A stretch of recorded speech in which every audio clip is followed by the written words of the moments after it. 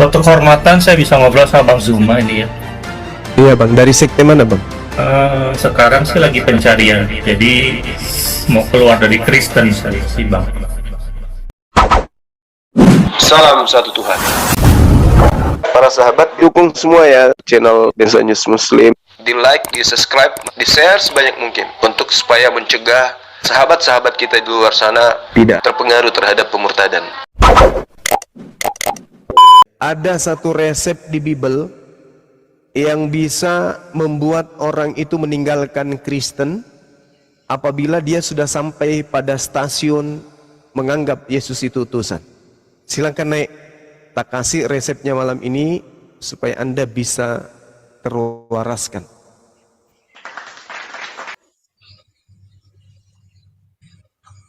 Mantap. Saya ingin bertanya dulu, apakah menurut saudara Yesus itu bukan Tuhan? Apakah menurut saudara Yesus itu utusan Tuhan? Oke. Jadi menurut langsung kita lihat aja menurut keempat Injil, menurut pengakuan Yesus sendiri ya Yesus itu utusan. Utusan, baik. Berarti dia bukan Tuhan. Oke. Halo. Di dalam kitab sudah, ya gimana? Gimana bang? Di dalam kitab saudara, suara saya kedengaran baik nggak ini? Saudara 70. Kedengaran, cuman terkadang putus-putus ya. Nggak bagus Putus-putus lagi, ya, nggak kedengaran bagus. ya. Ya, Baik, tidak apa-apa. Saya ulang aja supaya Anda paham. Mumpung lagi ini jelas. Saya juga ya. Ya tadi. Oke. Iya. Lanjut. Oke. Bunda. Di dalam kitab saudara diterangkan 1 Yohanes 4 nomor 1. Dengarkan baik-baik. Saudara-saudaraku yang kekasih, janganlah percaya akan setiap roh, tetapi ujilah roh-roh itu, apakah mereka berasal dari Allah atau tidak. Sebab banyak nabi-nabi palsu yang telah muncul dan pergi ke seluruh dunia. Saya ingin tanya saudara, yang dimaksud roh yang tidak berasal dari Tuhan ini boleh tidak disebut sebagai nabi palsu berdasarkan 1 Yohanes 4 nomor 1? Ya boleh, boleh. Boleh ya. Berarti roh di sini sama dengan nabi. Roh yang tidak berasal dari Tuhan berarti nabi palsu. Betul?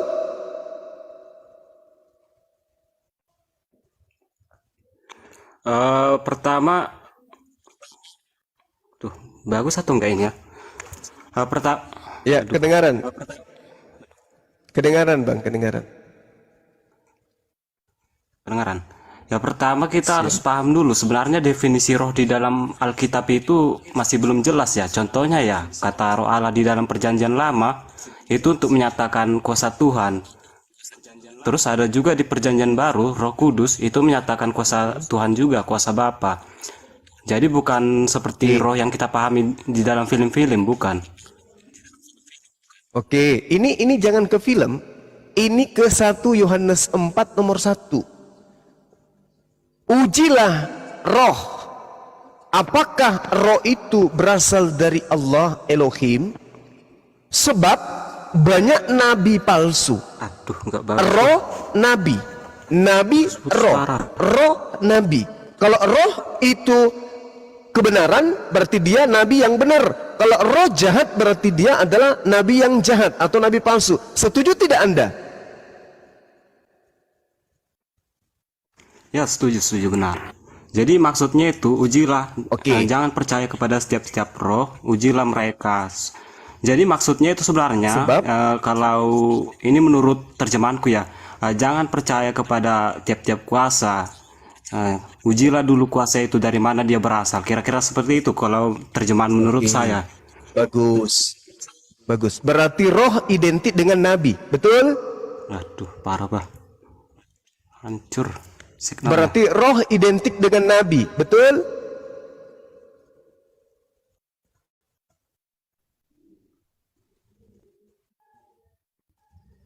Iya, turun dulu. Set. Cari sinyal aja, cari sinyal yang bagus. Sinyalnya kurang bagus, Gurunda. Sinyal kurang Ya, bagus. turun naik lagi bang. Coba naik Waktu lagi, kita naik. masih ada 10 menit bang. Naik lagi. Kita udah sampai pada roh sama dengan nabi. Silakan. Assalamualaikum Bang Zuma. Waalaikumsalam warahmatullahi wabarakatuh, saudara. warahmatullahi wabarakatuh. Joseph ini juga dari Kristen kan? Waalaikumsalam. Suatu kehormatan saya bisa ngobrol sama Bang Zuma ini ya. Iya bang, dari sekte mana bang? Sekarang sih lagi pencarian, jadi mau keluar dari Kristen saya sih Bang. Alhamdulillah. Tapi ada Sebelumnya, sebelumnya Kristen Protestan sebelumnya dari mana karismatik. bang Yosef? Sebelumnya Oke, baik. Kristen Protestan karismatik. Oke baik. Dengarkan dialog saya dengan saudara 70, mudah-mudahan Anda tercerahkan juga. Saudara 70, setujukah kita berdasarkan 1 Yohanes 4 nomor 1, roh sama dengan nabi?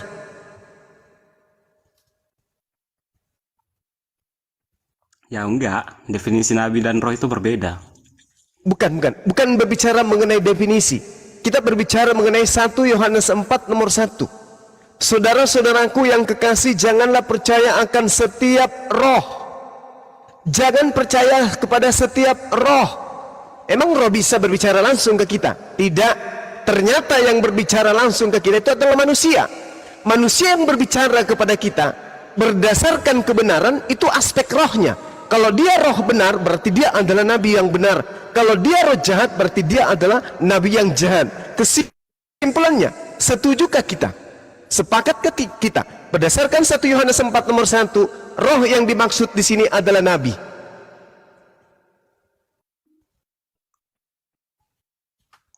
Gimana ya cara mengatakannya? Tapi ya memang benar seperti itu. Oke, baik, sepakat berarti. Karena di sini pesan terakhirnya adalah sebab banyak nabi-nabi palsu. Artinya roh di sini identik dengan nabi. Sepakat kita. Seulang lagi tepuk tangannya. Baik. Sekarang Anda tidak percaya Yesus itu sebagai Tuhan, tetapi dia sebagai utusan. Al-Quran mengatakan, wa iskala Isa bin Maryam ya bani Israel, inni rasulullahi ilaikum musaddiqan lima baina yadayhi minat Torah wa mubashiran bi rasuli yati min ba'di ismuhu Ahmad. Akan ada sosok utusan setelahku, yaitu Nabi Muhammad sallallahu alaihi wasallam. Nah, sekarang mari kita lihat Permisi Bang, Yohanes 16 nomor 13. Saya baca pelan-pelan. Tetapi apabila ia datang, yaitu roh kebenaran. Roh tadi apa bang? Roh tadi apa bang? roh itu tadi berdasarkan yang abang katakan itu nabi. Nabi kebenaran. Masya Allah. Mari kita uji sebelum Bang, saya lanjut dari Yohanes 16. sebenarnya perkataan apa itu jangan percaya kepada tiap-tiap roh itu sebenarnya bukan menyatakan roh itu sama dengan nabi. Itu apa sebenarnya pernyataannya itu jangan jangan percaya kepada setiap kuasa.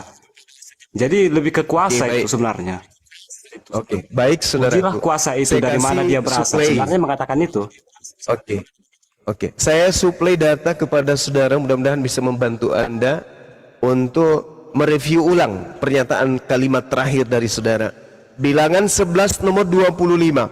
Lalu turunlah Tuhan dalam awan dan berbicara kepada Musa, kemudian diambilnya sebagian dari roh yang hinggap pada Musa, dan roh yang hinggap pada Musa yang diambil sebagian itu ditaruhnya di atas ke-70 tua-tua itu. Ketika roh dari Musa itu diambil dan hinggap kepada ke-70 tua-tua itu, kepenuhanlah mereka seperti nabi. Saya ulang. Bilangan 11:25, ketika Tuhan mengambil roh yang ada dalam rohnya diganti. Mohon maaf bang, sebentar bang. Coba diganti, Ya. coba diganti kata rohnya menjadi kuasa. Iya. Tidak ada masalah pun, tidak ada masalah. Kuasa dan roh. Ingat bang, orang menjadi nabi itu karena kuasa. Yohanes 3 nomor 34. Apa yang dikatakan Tuhan di sana ketika berbicara mengenai data yang mana kitab itu adalah kitab saudara sendiri? Apa kata Tuhan? Sebab siapa yang diutus oleh Allah, dialah yang menyampaikan firman Allah, karena Allah mengaruniakan rohnya dengan tidak terbatas. Kita mau lari kemana sekarang? Roh itu adalah nabi. Roh yang diberikan oleh Allah kepada para nabi. Spesial roh Allah datang kepada mereka. Kenapa? Karena mereka tidak boleh berbohong, mereka tidak boleh berdusta, mereka tidak boleh ingkar. Mereka harus menyampaikan apa yang menjadi titah Tuhan, yang wajib hukumnya mereka sampaikan kepada umat di mana mereka diutus. Sebab siapa yang diutus oleh Allah, dialah yang menyampaikan firman Allah. Kenapa demikian? Karena Allah mengaruniakan rohnya dengan tidak terbatas kepadanya. Subhanallah. Jadi kalau Anda menggunakan kekuasaan, kekuatan, kemuliaan pun tidak apa-apa. Tapi rujukan kita kemudian adalah nabi-nabi palsu. Baik, saya ulang lagi Pak ya. Bang, Tadi ya. nggak jelas soalnya. Oke, baik. Sebab siapa yang diutus oleh Allah, dialah yang menyampaikan firman Allah. Kenapa demikian? Kenapa dia yang diutus ini menyampaikan firman Allah? Kenapa? Jawabannya ada di Yohanes 3 nomor 34. Sebab pada diri mereka Allah mengaruniakan rohnya dengan tidak terbatas. Berarti nabi yang menjadi tugas mereka menyampaikan firman, pada diri mereka ada roh Tuhan. Masuk lagi kita ke dalam Yohanes 16 nomor 13. Tetapi apabila ia datang, yaitu roh kebenaran. Ini roh kebenaran menurut pernyataan-pernyataan kita di awal, bahwa kita sepakat roh itu sama dengan nabi. Roh kebenaran ini nabi atau Tuhan? Izin. Mana orang tadi? Bang, Nabi. mohon request Bentar lagi. Silakan. izin. Gimana? Ke Pentalia. Izin jawab. Oke. Sambil dengar di bawah ya. Izin jawab. Ya, silakan, Izin silakan. jawab. Roh kebenaran itu dari Silakan, Bang Yosef. Sudut pandang kami ya Roh Kudus itu, Bang. Yang bentuknya lidah-lidah api dari zaman Pentakosta, tiba-tiba bahasa daerah lain, itu tuh yang disebut roh kebenaran. Begitu Bang Zuma. Ya, kita lari ke oke. Itu perspektif iman saudara. Yang kita bahas ini berdasarkan dalil 1 Yohanes 4 nomor 1. Roh identik dengan nabi. Dengarkan saya dulu. Ketika Yohanes 3 nomor 34, orang-orang yang menyampaikan firman, yang diberkati oleh Tuhan sebagai perantara kepada umat di mana mereka diutus, ternyata mereka adalah nabi. Karena pada diri mereka ada roh Tuhan, ada roh kebenaran. Nah sekarang saya mengatakan bahwasanya Yohanes 16 nomor 13 ini, roh kebenaran ini adalah sosok nabi yang datang kemudian. Kenapa saya katakan bahwa dia adalah sosok nabi? Karena roh itu identik dengan nabi. Kalau roh berasal dari Allah, maka dia adalah nabi Allah. Kalau roh berasal dari setan, maka dia adalah nabi palsu. Itu poinnya. Nah sekarang, tetapi apabila ia datang, Tuhan tidak mungkin polanya seperti ini. Karena Tuhan meliputi segala sesuatu. Tuhan tidak perlu datang, Tuhan tidak perlu pergi. Kenapa? Tidak ada yang luput dari Tuhan. Berarti Tuhan tidak perlu pergi, Tuhan tidak perlu datang. Tuhan itu menyeliputi segala aspek kehidupan. Nah, tetapi apabila ia datang, yang datang ini berarti makhluk, yaitu roh kebenaran. Saya ganti menjadi nabi, yaitu nabi kebenaran. Nabi ini akan memimpin kamu ke dalam seluruh kebenaran. Sebab nabi ini tidak akan berkata-kata dari dirinya sendiri. Coba, nabi ini tidak akan berkata-kata dari dirinya sendiri. Masakan Tuhan ini tidak akan berkata-kata dari dirinya sendiri. Salah, gak cocok. Yang benar adalah Nabi. Nabi ini tidak akan berkata-kata dari dirinya sendiri, tetapi segala sesuatu yang didengarkan oleh Nabi itu, itulah yang akan dikatakannya. Dan Nabi ini akan memberitakan kepadamu hal-hal yang akan datang. Saya ganti menjadi Tuhan.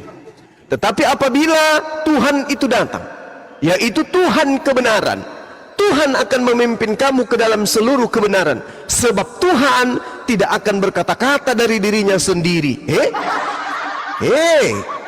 Salah ini. Mana ada Tuhan begini? Tetapi segala sesuatu yang didengarkan oleh Tuhan, itulah yang Tuhan akan katakan. Dan Tuhan akan memberitakan kepadamu hal-hal yang akan datang. Gimana ceritanya ini? Ada Tuhan yang tidak berkata-kata dari dirinya sendiri. Tidak cocok. Tidak cocok. Roh kebenaran adalah Nabi kebenaran. Kita lanjut datanya. Data nomor 14 dari Yohanes 16, coba dengarkan. Pakai hati, pakai kalbu, pakai akal, bukan emosi dan kebencian. Nabi ini akan memuliakan aku, kata Yesus. Nabi ini akan memuliakan aku, sebab Nabi ini akan memberitakan kepadamu apa yang diterimanya daripadaku. Oke, kita ganti menjadi Tuhan. Tuhan ini akan memuliakan aku. Ada berapa Tuhan? Sebab Tuhan akan memberitakan kepadamu apa yang diterimanya daripadaku. Ada Tuhan menerima titah dari Yesus. Tuhan yang mana lagi nih? Tuhan yang mana yang Tuhan junior sebenarnya? Yesus atau Tuhan yang akan datang? Jadi nggak cocok Tuhan. Dia harus Nabi. Dia akan memuliakan aku. Nabi itu akan memuliakan aku. Nanti kita deteksi yang mana yang memuliakan Yesus, Rasulullah Muhammad sallallahu alaihi wasallam atau Paulus. Nanti kita cek itu. Itu sesi terakhir nanti. Nabi itu akan memuliakan aku, sebab Nabi itu akan memberitakan kepadamu apa yang diterimanya daripadaku. Oke? Sekarang kita ganti.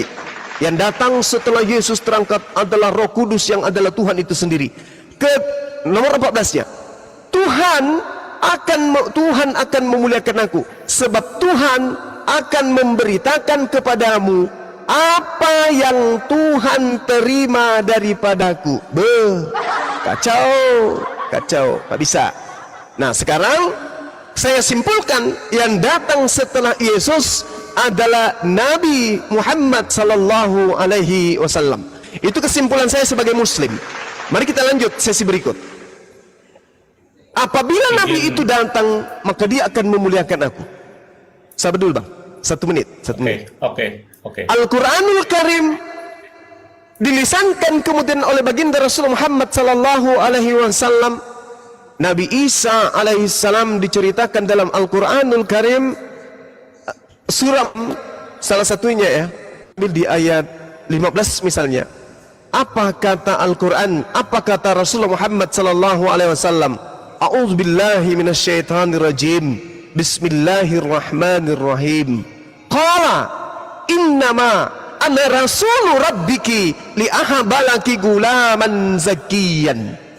Sesungguhnya aku Nabi Isa alaihi salam, seorang nabi yang diutus kepada Bani Israel, yang dilahirkan dari seorang perawan yang suci bernama Maryam. Aku adalah yang datang kemudian. Sesungguhnya aku hanyalah utusan Tuhanmu. Maaf, di sini rupa-rupanya bukan Nabi Isa yang berbicara, tapi malaikat Jibril. Sesungguhnya aku ini adalah malaikat Jibril. Qala innama ana rasul rabbiki.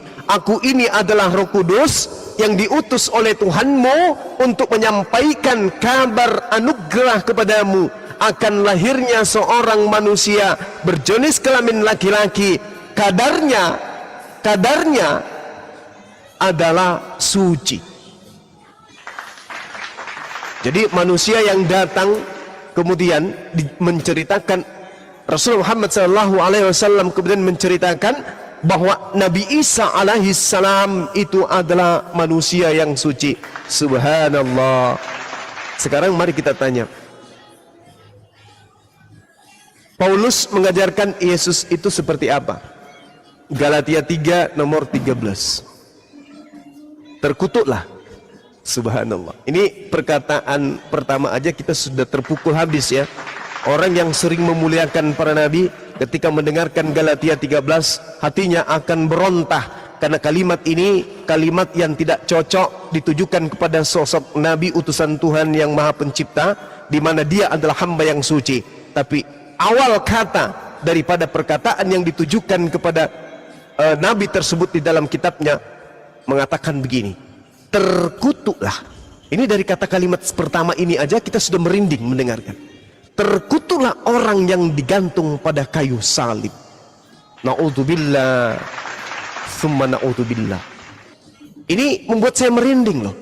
Ketika Nabi itu datang, maka dia akan memuliakan aku. Rasulullah Muhammad SAW dengan lisannya sendiri memberitakan Nabi Isa alaihissalam adalah seorang manusia yang suci. Subhanallah, memuliakan. Tapi ketika berbicara mengenai Paulus, apa yang dikatakan?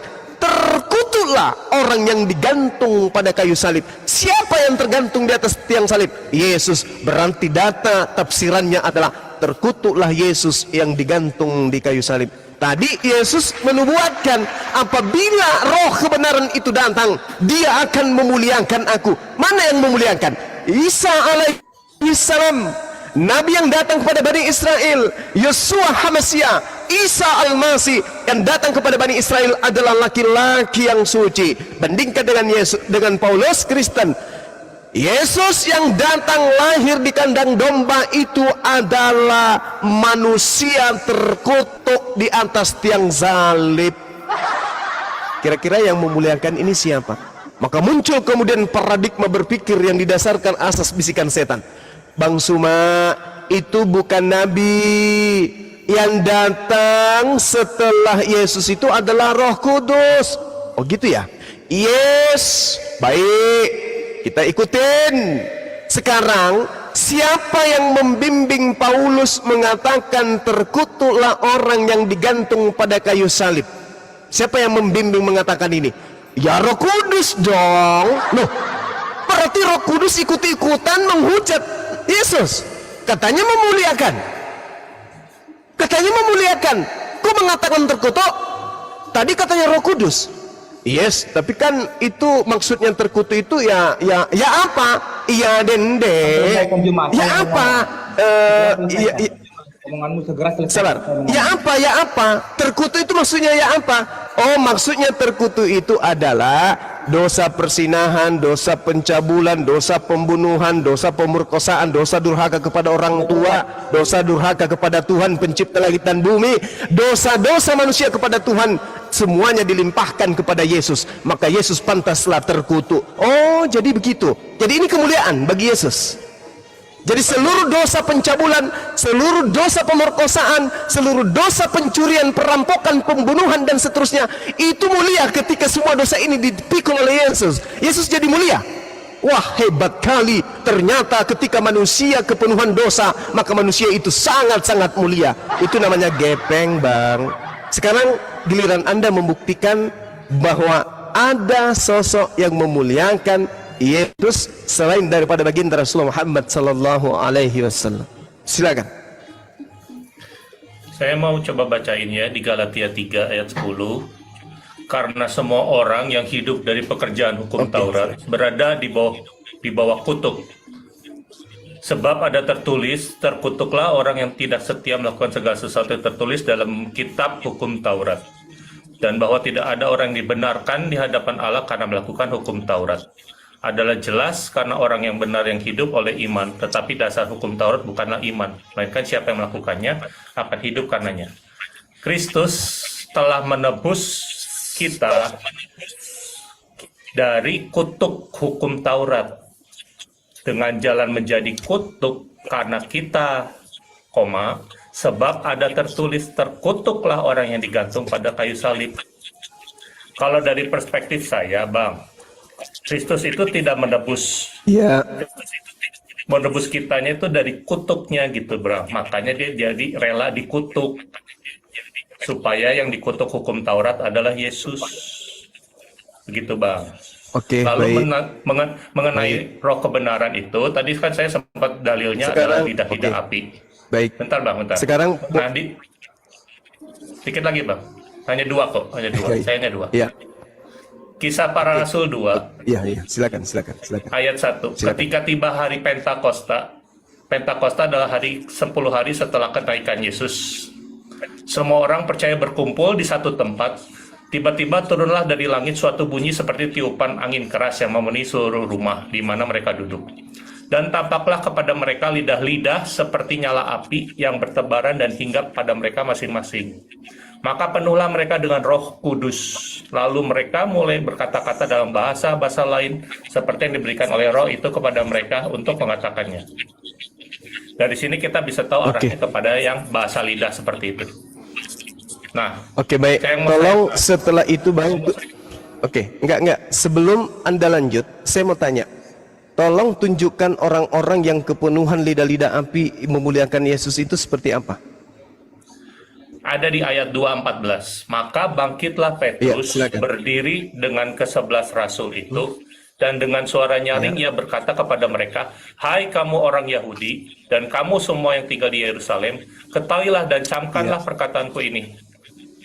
Ya. Orang-orang ini tidak mabuk seperti yang kamu sangka karena hari baru pukul 9, tetapi itulah yang difirmankan Allah dengan perantaran Nabi Yoel.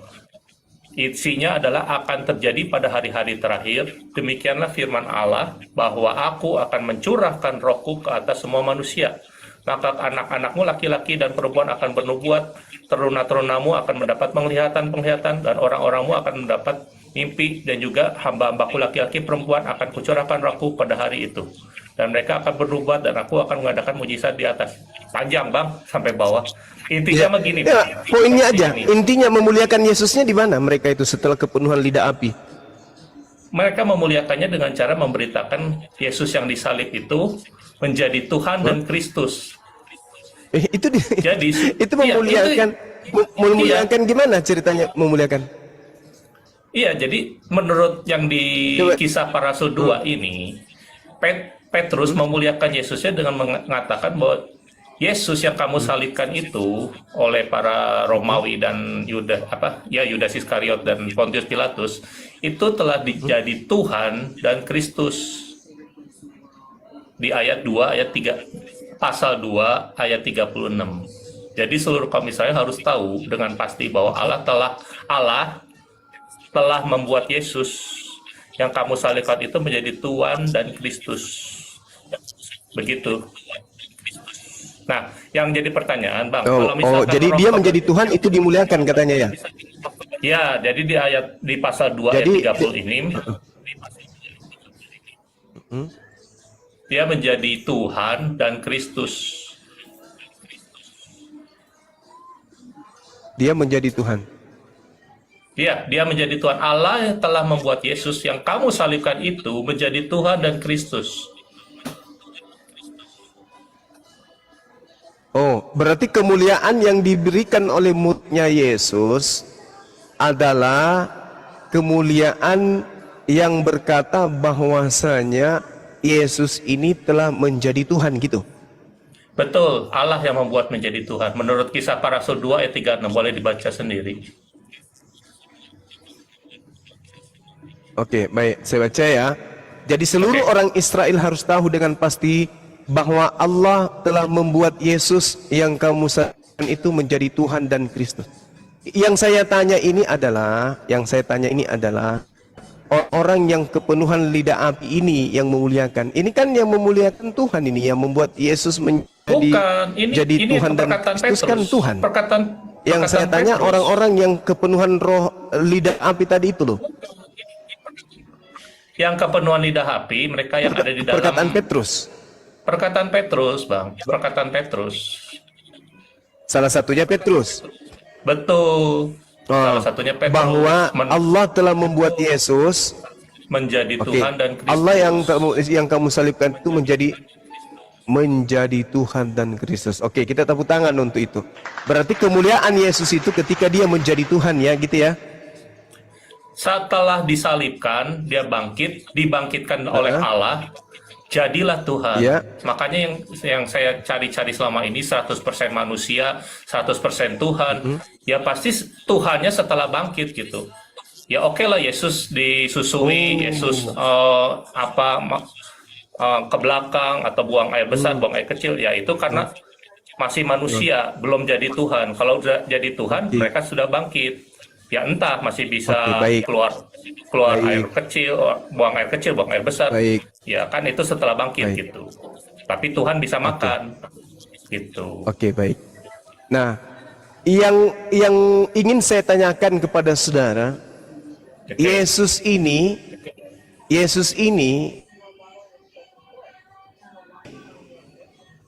dijadikan Tuhan. Siapa yang menjadikan Yesus ini menjadi Tuhan? Allah. Oleh Tuhan. Allah. Nah, ya, berarti Allah. ada berapa Tuhan? Theos. Berarti ada dua. Allah itu apa? Iya, ada Allah dua. itu apa? Allah juga Tuhan. Ada dua, bagus. Bagus. Iya. Berarti Anda mengakui bahwa pencipta alam semesta ini ada dua? Iya. Bahkan 3 sama Roh Kudus. Memang ada 3. Kita hanya sebenarnya kekristenan hanya mau taat kepada sila pertama. Oh, pencipta alam semesta ini ada 3. 3. Oke, baik. Saya ingin bertanya, sedikit pertanyaan saya kepada Abang. Ketika ada Tuhan menjadikan Tuhan baru, Tuhan yang dijadikan ini ciptaan atau bukan? Ciptaan. Berarti udah alhamdulillah. Berarti Yesus adalah Tuhan yang diciptakan gitu. Tuhan yang diciptakan dari perawan Maria, dari rahim Maria atau Maryam menjadi Tuhan, jadi manusia dulu. Manusia Yesus disalib, mati, menjadi Tuhan. Berarti, ini maaf ya, ini maaf. Halo, maaf bentar. Maaf, ini dari Alkitab TB yang saya baca, doktrin yang saya terima sejak kecil seperti ini gitu, Pak. Pak Juma, ya, Bang Juma, tolong pahami dulu. Baik. Berarti, Saudara Yosef. Berarti Kristen menyembah Tuhan ciptaan. Yang diciptakan Allah. Betul. Iya, berarti Kristen menyembah ciptaan Tuhan, betul? Kristen menyembah ciptaan Tuhan, iya, betul.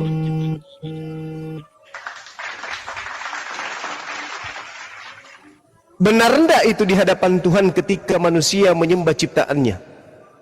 Nah, untuk dalam perspektif Islam itu tidak benar. Karena tiada Tuhan selain Allah, betul kan? Tapi di Kristen kita tidak pernah disangkal oleh Allah Bapa bahwa kamu tuh nggak boleh menyembah anakku Yesus Kristus yang sudah aku ciptakan dari rahim perawan Maria gitu. Ketika dikatakan di Keluaran 20 jangan ada sembahan lain di hadapanku, itu bukan yang diciptakan oleh Allah Bapa, yang diciptakan oleh manusia gitu, Bang Suma. Loh, adakah sesuatu di atas muka bumi ini yang bukan ciptaan? Ada. Sapi yang disembah oleh agama sebelah itu adalah ciptaan. Patung yang mereka sembah juga adalah ciptaan. Semua yang ada di atas muka bumi ini adalah ciptaan. Jadi kalau misalnya ada orang menyembah sapi, itu adalah sapi ciptaan Tuhan. Yesus bukan ciptaan manusia, Bang Zuma. Yesus bukan ciptaan manusia. Anda sudah mengakui bahwa Yesus... Saudara Yosef sudah mengakui bahwa Kristen menyembah ciptaan Tuhan. Allah menciptakan Yesus, ya patut kita sembah dong. Gini, bentar. Begini, bentar, Bang Zuma, bentar. Mohon bentar ya. Saat Adam diciptakan oleh Allah, seluruh malaikat dan iblis harus sujud kepada Adam, betul nggak?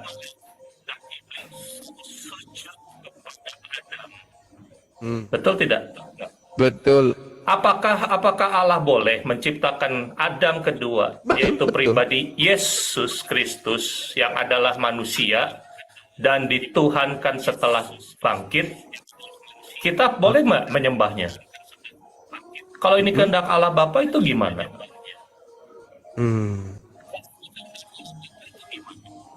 Oke.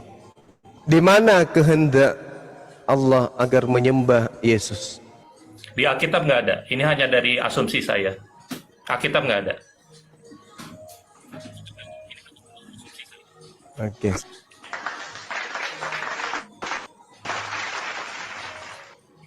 Berarti itu asumsi Anda sudah akui. Oke.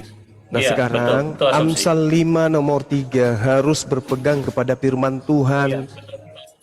Tidak boleh berpegang kepada pemikiran manusia. Itu firman Tuhan yang akan seperti itu. Bahwa kita manusia yang beragama ini, menurut Amsal 5 nomor 3 harus berpegang pada firman. Tidak boleh berpegang pada pernyataan. Lanjutkan Juma, lanjutkan manusia. terus Juma. Amsal 3 nomor 5. Oke. Ya, memang Tapi kayak kan gitu. yang Manusia emang tidak yang- boleh berpegang kepada asumsi. Menurut Amsal Betul. 3 nomor 5 harus berpegang kepada firman Tuhan. Percayalah kepada Tuhan dengan segenap hatimu dan janganlah bersandar kepada pengertianmu sendiri. Sedangkan saudara Yosef berpegang kepada pengertiannya sendiri.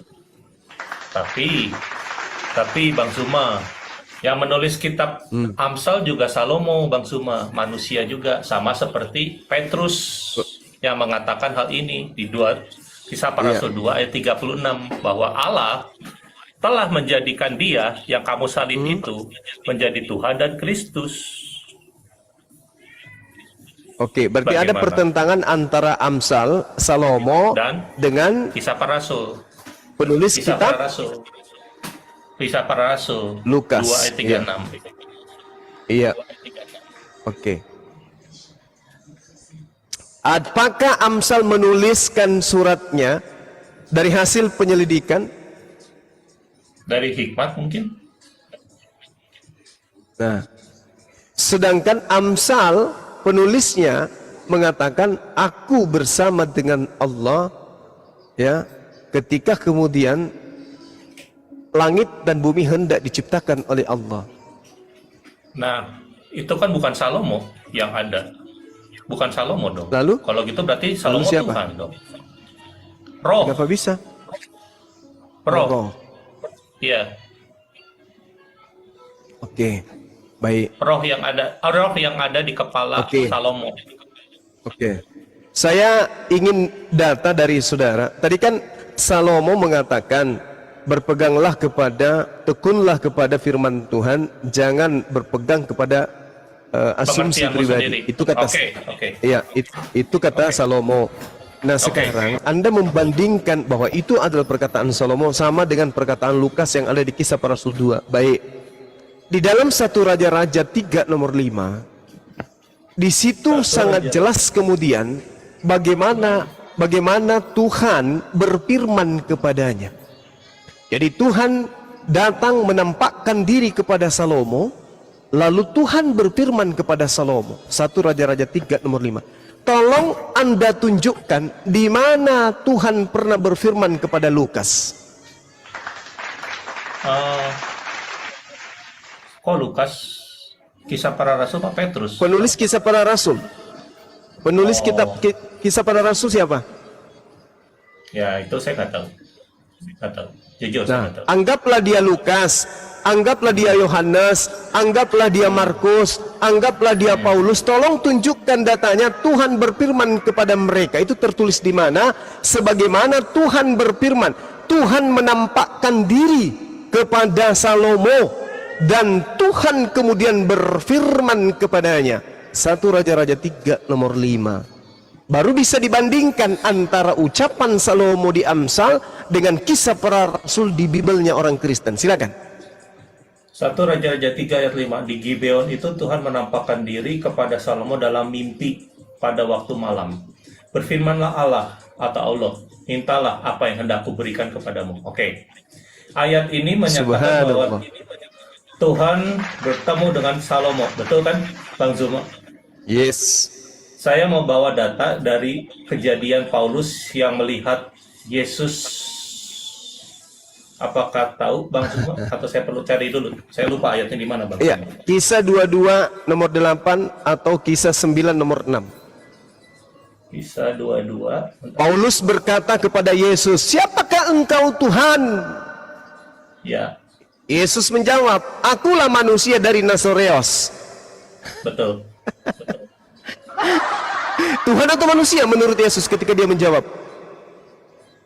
Dia merendahkan diri sebagai manusia. Berarti yang berfirman kepada Paulus manusia atau Tuhan? Saat itu Tuhan.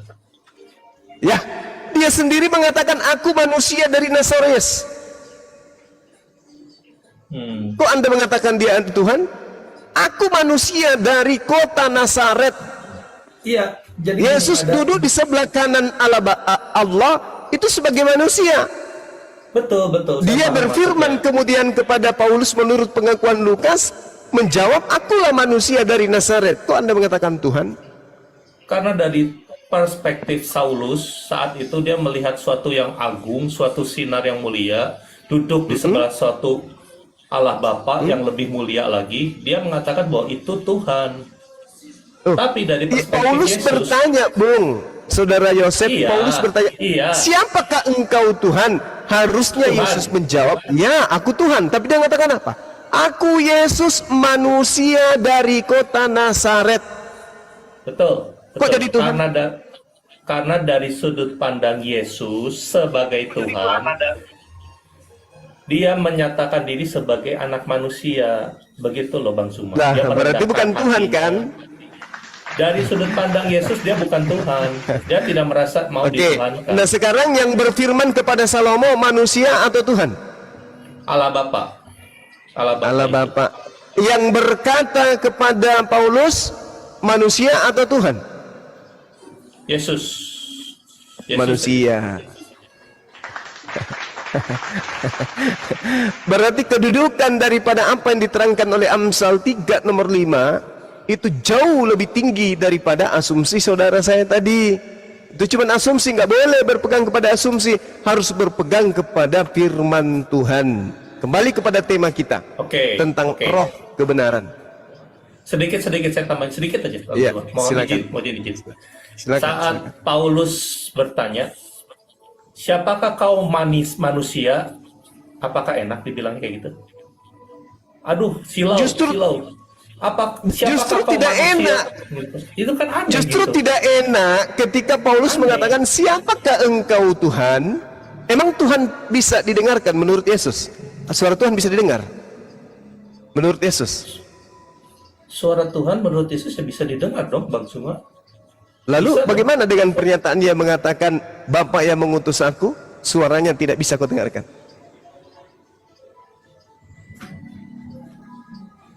Itu Yesus lagi, mohon maaf, Yesus lagi bohong atau apa itu? Ketika dia mengatakan seperti itu. Suaranya tidak didengar Paulus gitu maksudnya? "Bapa yang mengutus aku, dialah yang bersaksi tentang aku. Kamu tidak pernah mendengar suaranya, rupanya pun tidak pernah kamu lihat." Ini kan nggak pernah bicara kepada Paulus, Bang Suma. Bang Suma kan tahu, Paulus nggak pernah ketemu secara pribadi dengan secara fisik dengan Yesus. Bang Suma kan tahu. Iya, berarti pengakuan Paulus mengaku dipilih dari sejak rahim, dipilih sebagai apa? Paulus dipilih sejak rahim. Ayatnya di mana? Coba tolong bukain. Galatia 1:15. Galatia 1 ya. Saya bacain. Silakan.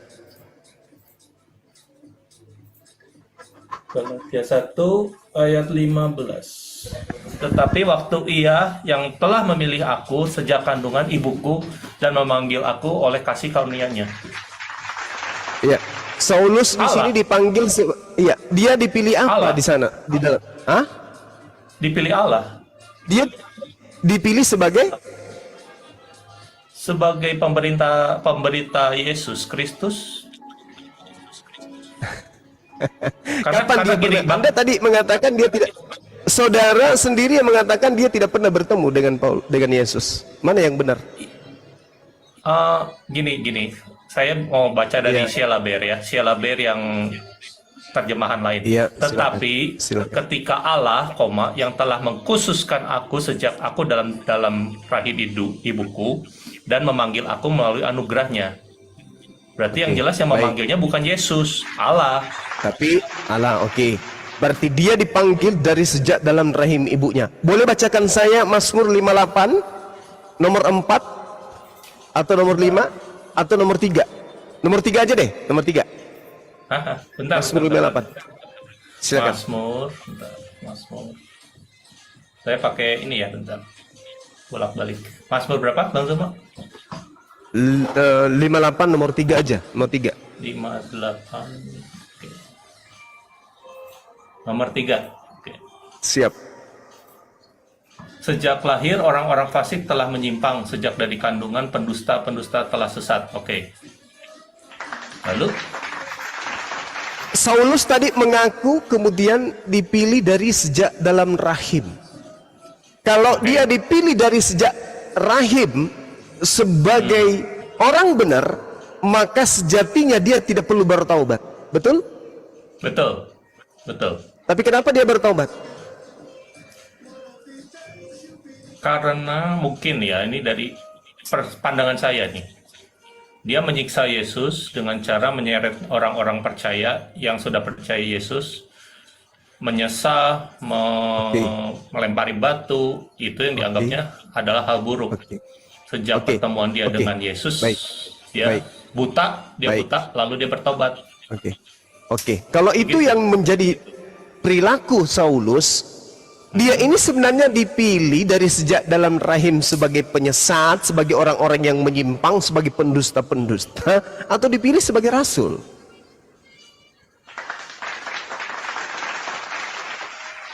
Kalau Kan saya tadi kita jawab, sudah- kalau saya jawabnya awalnya sebagai penyesat menjadi bertobat, bagaimana menurut Bang Suma?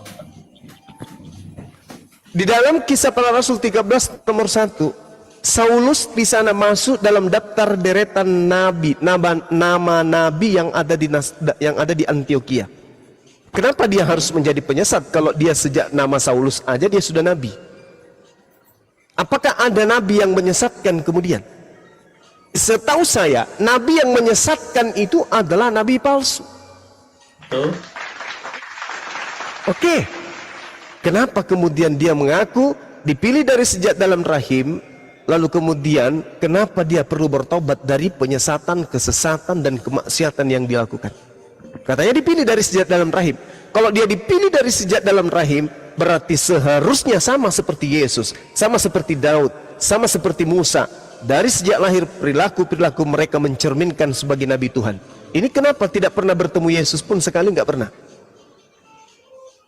Nah, ada dua perspektif bahwa kalau misalkan ini dari kandungan dia dari kandungan sudah dipilih Allah, kalau gitu dia menyatakan bahwa dari lahir dia memang merasa sudah benar, dia melakukan kehendak Allah dengan menyeret pengikut Yesus, menyiksa pengikut Yesus, lalu setelah bertemu dia bertobat. Makanya disebut baik. kalau dia tuh Oke. itu. Nah, perspektif kedua dari Bang Suma bahwa ini adalah penyesat. Penyesatnya itu Iya, memang oke. pura-pura. Mari kita gitu. buktikan, Bang ya. Ya, berdasarkan Mazmur 58, memang ada orang dari sejak rahim dia sudah ditentukan sebagai orang yang menyimpang. Tuhan sebut Oke. orang fasik. Dari sejak Oke. kandungan mereka disebut pendusta-pendusta yang telah sesat. Kita sepakat di situ, Bang ya? Sepakat. Ada. Oke, baik. Baik. Kita masuk ke dalam Lukas 21. Ini kitab saudara Lukas. sendiri yang menarasikan berdasarkan Siap. penyelidikan Lukas 21. Lukas 21. Lukas 21. Oke. Di Ayat data nomor 8-nya coba Anda baca. nomor 8. 8. Waspadalah Delapan. supaya kamu jangan disesatkan, sebab banyak orang akan datang memakai namaku dan berkata, akulah dia.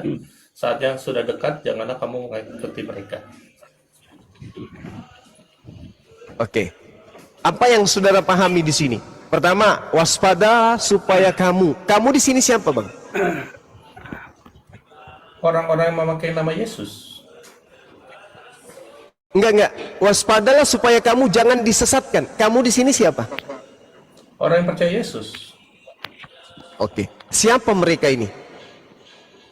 Orang yang mengasihi Yesus lah. Orang-orang yang percaya Yesus.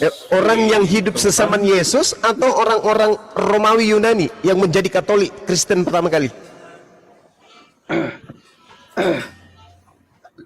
Orang-orang yang ada di zaman Yesus. Masya Allah. Orang-orang yang ada di zaman Yesus. Lalu pertanyaan saya, siapa yang datang kepada orang-orang ini dengan melabel nama mereka, dengan melabelkan bahwa mereka adalah rasul utusan Yesus? Di mana-mana dia mengajarkan dia adalah utusan Yesus, rasulnya Yesus, lalu mengatakan akulah dia, Yesus itu adalah Tuhan. Ini siapa nih yang datang kepada murid-murid Yesus angkatan pertama? Ini siapa, Bang? Loh, Petrus yang bilang. Kan di ayat tadi kan saya sudah tunjukkan. Kisah para Rasul 2. Petrus, siapa lagi? Allah yang... Iya, enggak maksud saya. Ya. Maksud saya gini. Sabar. Yang dimaksud Yesus di sini kan waspadalah. Maksudnya hati-hati. Supaya kalian jangan disesatkan. Sebab banyak orang yang akan datang memakai namaku. Salah satu yang memakai nama Yesus, yang mengaku pernah bertemu Yesus di padang gurun itu siapa? Di padang gurun, ya Paulus.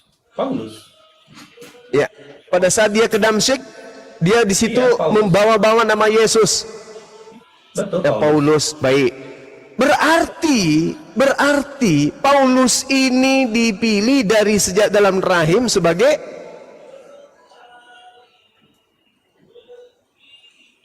Tunggu. Maksudnya dia jadi penyesat begitu kan maksud Bang Zuma? Mazmur 58 nomor 3. Sejak lahir orang-orang fasik telah menyimpang.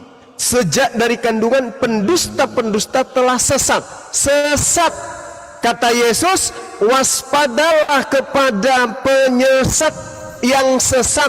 Yang sesat itu pasti penyesat. Yang menjadi penyesat itu pasti orang sesat.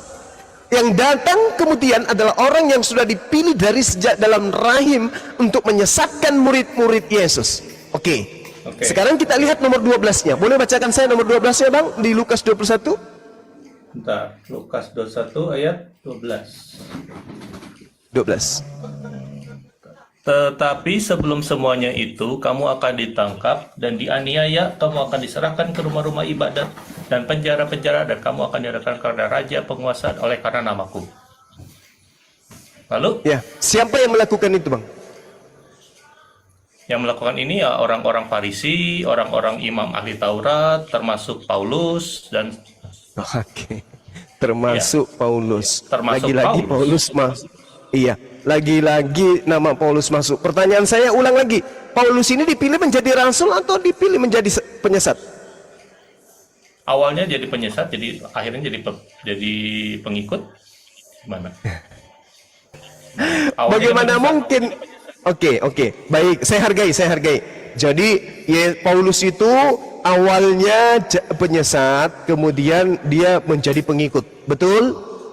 Betul, Menurut Alkitab sih seperti itu. Oke. Ketika Yesus mengatakan waspadalah kepada serigala yang nyamar seperti domba. Kalau Saulus ini adalah serigala, orang sesat, bagaimana caranya kemudian dia menyamar seperti domba? Ya, dia pura-pura ikut Yesus, begitu. Masya Allah. Terjawab bukan? Iya, oke. Siapa yang berpura-pura?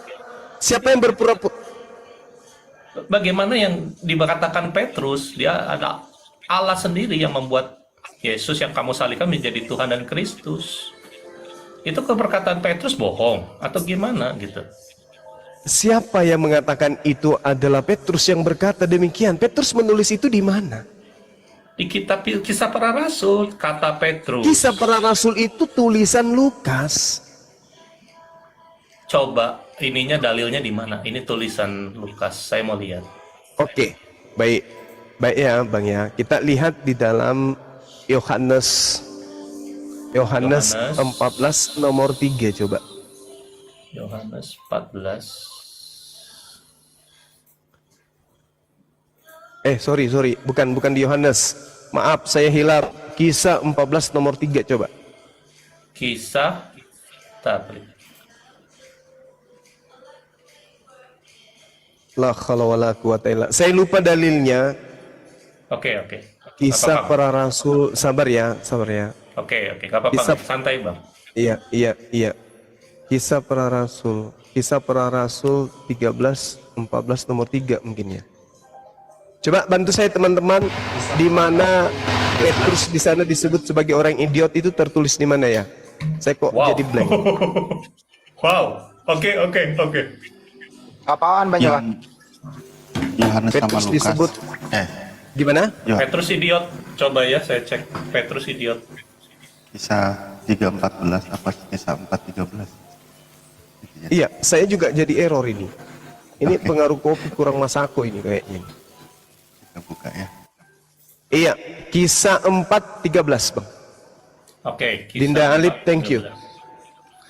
Ketika mereka melihat keberanian Petrus dan Yohanes dan menyadari bahwa mereka adalah orang-orang biasa dan tidak bersekolah, mereka terkejut dan menyadari bahwa orang-orang ini adalah pernah bersama Yesus. Oke. Orang-orang biasa tidak bersekolah, siap. Iya. Kita lihat original teksnya di sana, apa yang disebut di sana itu. Bentar.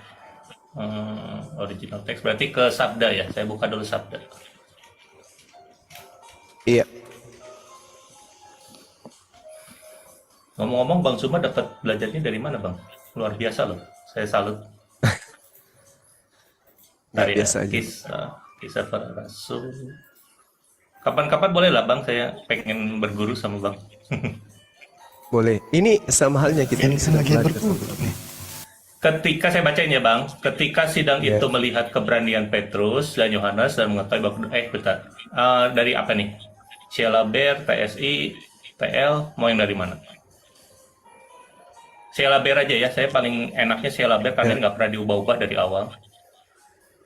Para anggota mahkamah itu heran melihat keberanian Petrus dan Yahya karena mereka tahu bahwa kedua rasul itu adalah orang biasa yang tidak berpendidikan. Karena mereka pun mengenal keduanya sebagai orang yang selalu bersama-sama dengan Isa.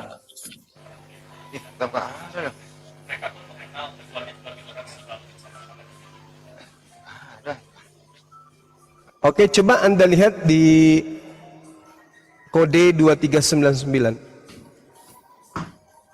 2399 itu di mana, Bang? Di terjemahan lama atau AYT atau di Awam. APB? Awam. Orang itu. Iya, coba. Oh. Oke. Kurang paham, orang baru, orang biasa, orang-orang luar. Original teksnya? Original Ideo Tace. Diot. Betul? Idiotes, iya, idiotes. Idiot. Idiot Oke. itu kalau kita lihat, ya, idiot ini jelas bukan orang yang bodoh, bukan orang yang kurang paham, bukan orang yang tidak terpelajar, bukan orang yang tidak, tetapi Iya. Tapi, orang idiot. Sama aja. iya. Tapi kan di sini Iya. orang yang Berarti Petrus- Iya. tidak terpelajar, orang Iya. awam. Kalau Definisinya tidak nih. terpelajar itu kan agramatos. Dalam bahasa Yunani tidak terpelajar itu agramatos. Tapi kalau dikatakan awam itu orang idiot. Iya, di Petrus 2399. disebut tidak terpelajar. Petrus tidak terpelajar dan Petrus adalah orang idiot. Bagaimana mungkin kemudian dia mencatat kisah para rasul yang sebegitu tebal? Ke situ. Oke, siap. Berarti ini bukan ditulis oleh Petrus ya, gitu. Petrus. Iya. Nah, Bahkan tradisi sekarang gereja mengatakan bahwa kisah para rasul itu ditulis oleh Lukas. Nah, itu di mana? Saya mau cari. Di mana, Bang? Saya pernah berdiskusi ya dengan seorang pendeta. Dia dengan jelas mengatakan bahwa penulis kisah para rasul itu secara tradisi gereja itu dituliskan oleh Lukas. Oke. Coba Anda masuk di mana tuh ya? Di mana? Biasanya orang dapat data-data di link itu kan ini apa? Apa ya? Di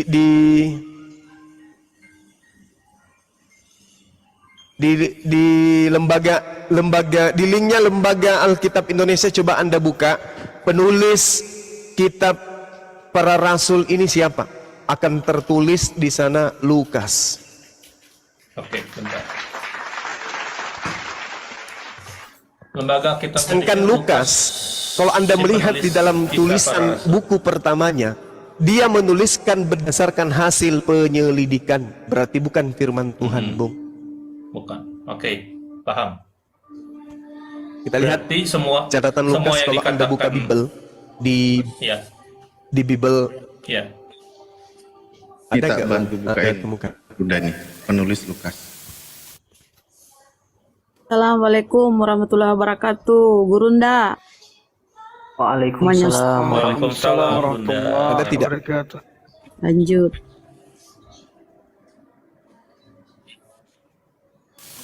Di sini penulis Lukas. ya. Dibesarkan kalau ada yang bisa memberikan informasi penulis kisah para rasul. Lukas. Siap, siap. Insyaallah. Kelihatan. Oke. Oke. Lalu Sip, jelas ya. pertanyaan Oke, kedua, sip, ya. Bang. Sekarang kalau berbicara Siap, mengenai makasih Lukas banget. yang menulis, Siapa Lukas ini? Betul. Itu yang jadi pertanyaan. Siapa Lukas ini? ya, Lukas ini adalah murid Paulus.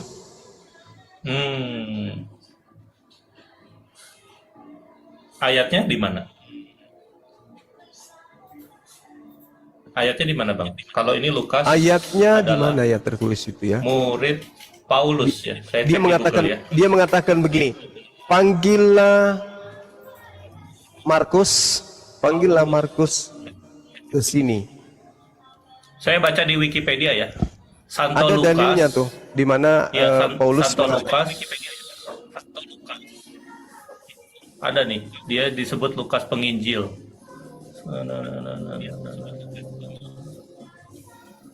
Murid Paulusnya di mana ya, Bang?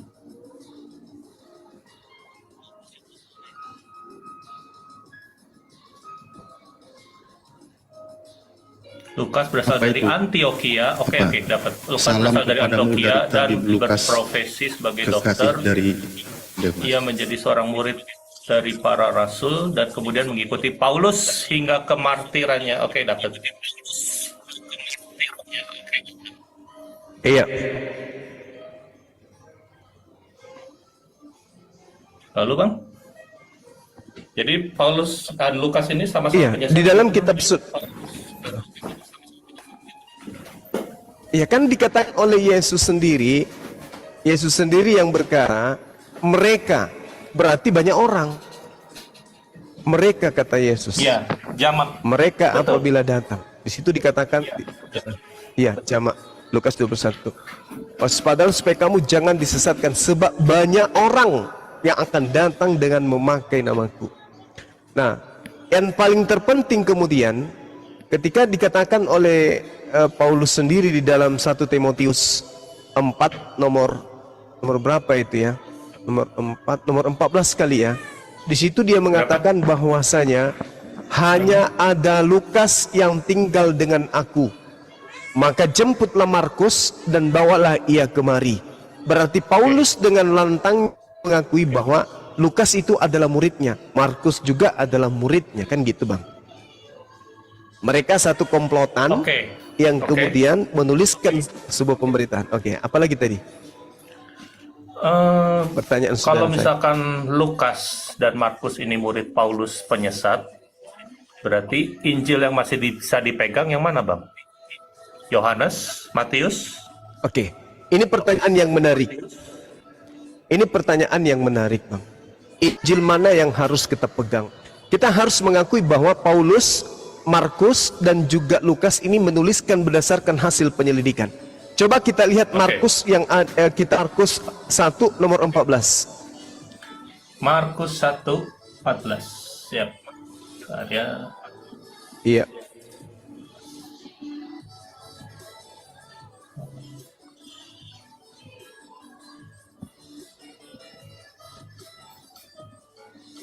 Dari TBK. mulai masuk. Sesudah Yohanes ditangkap, datanglah Ya, Yesus silakan- ke Galilea, silakan memberitakan dibaca. Injil Allah.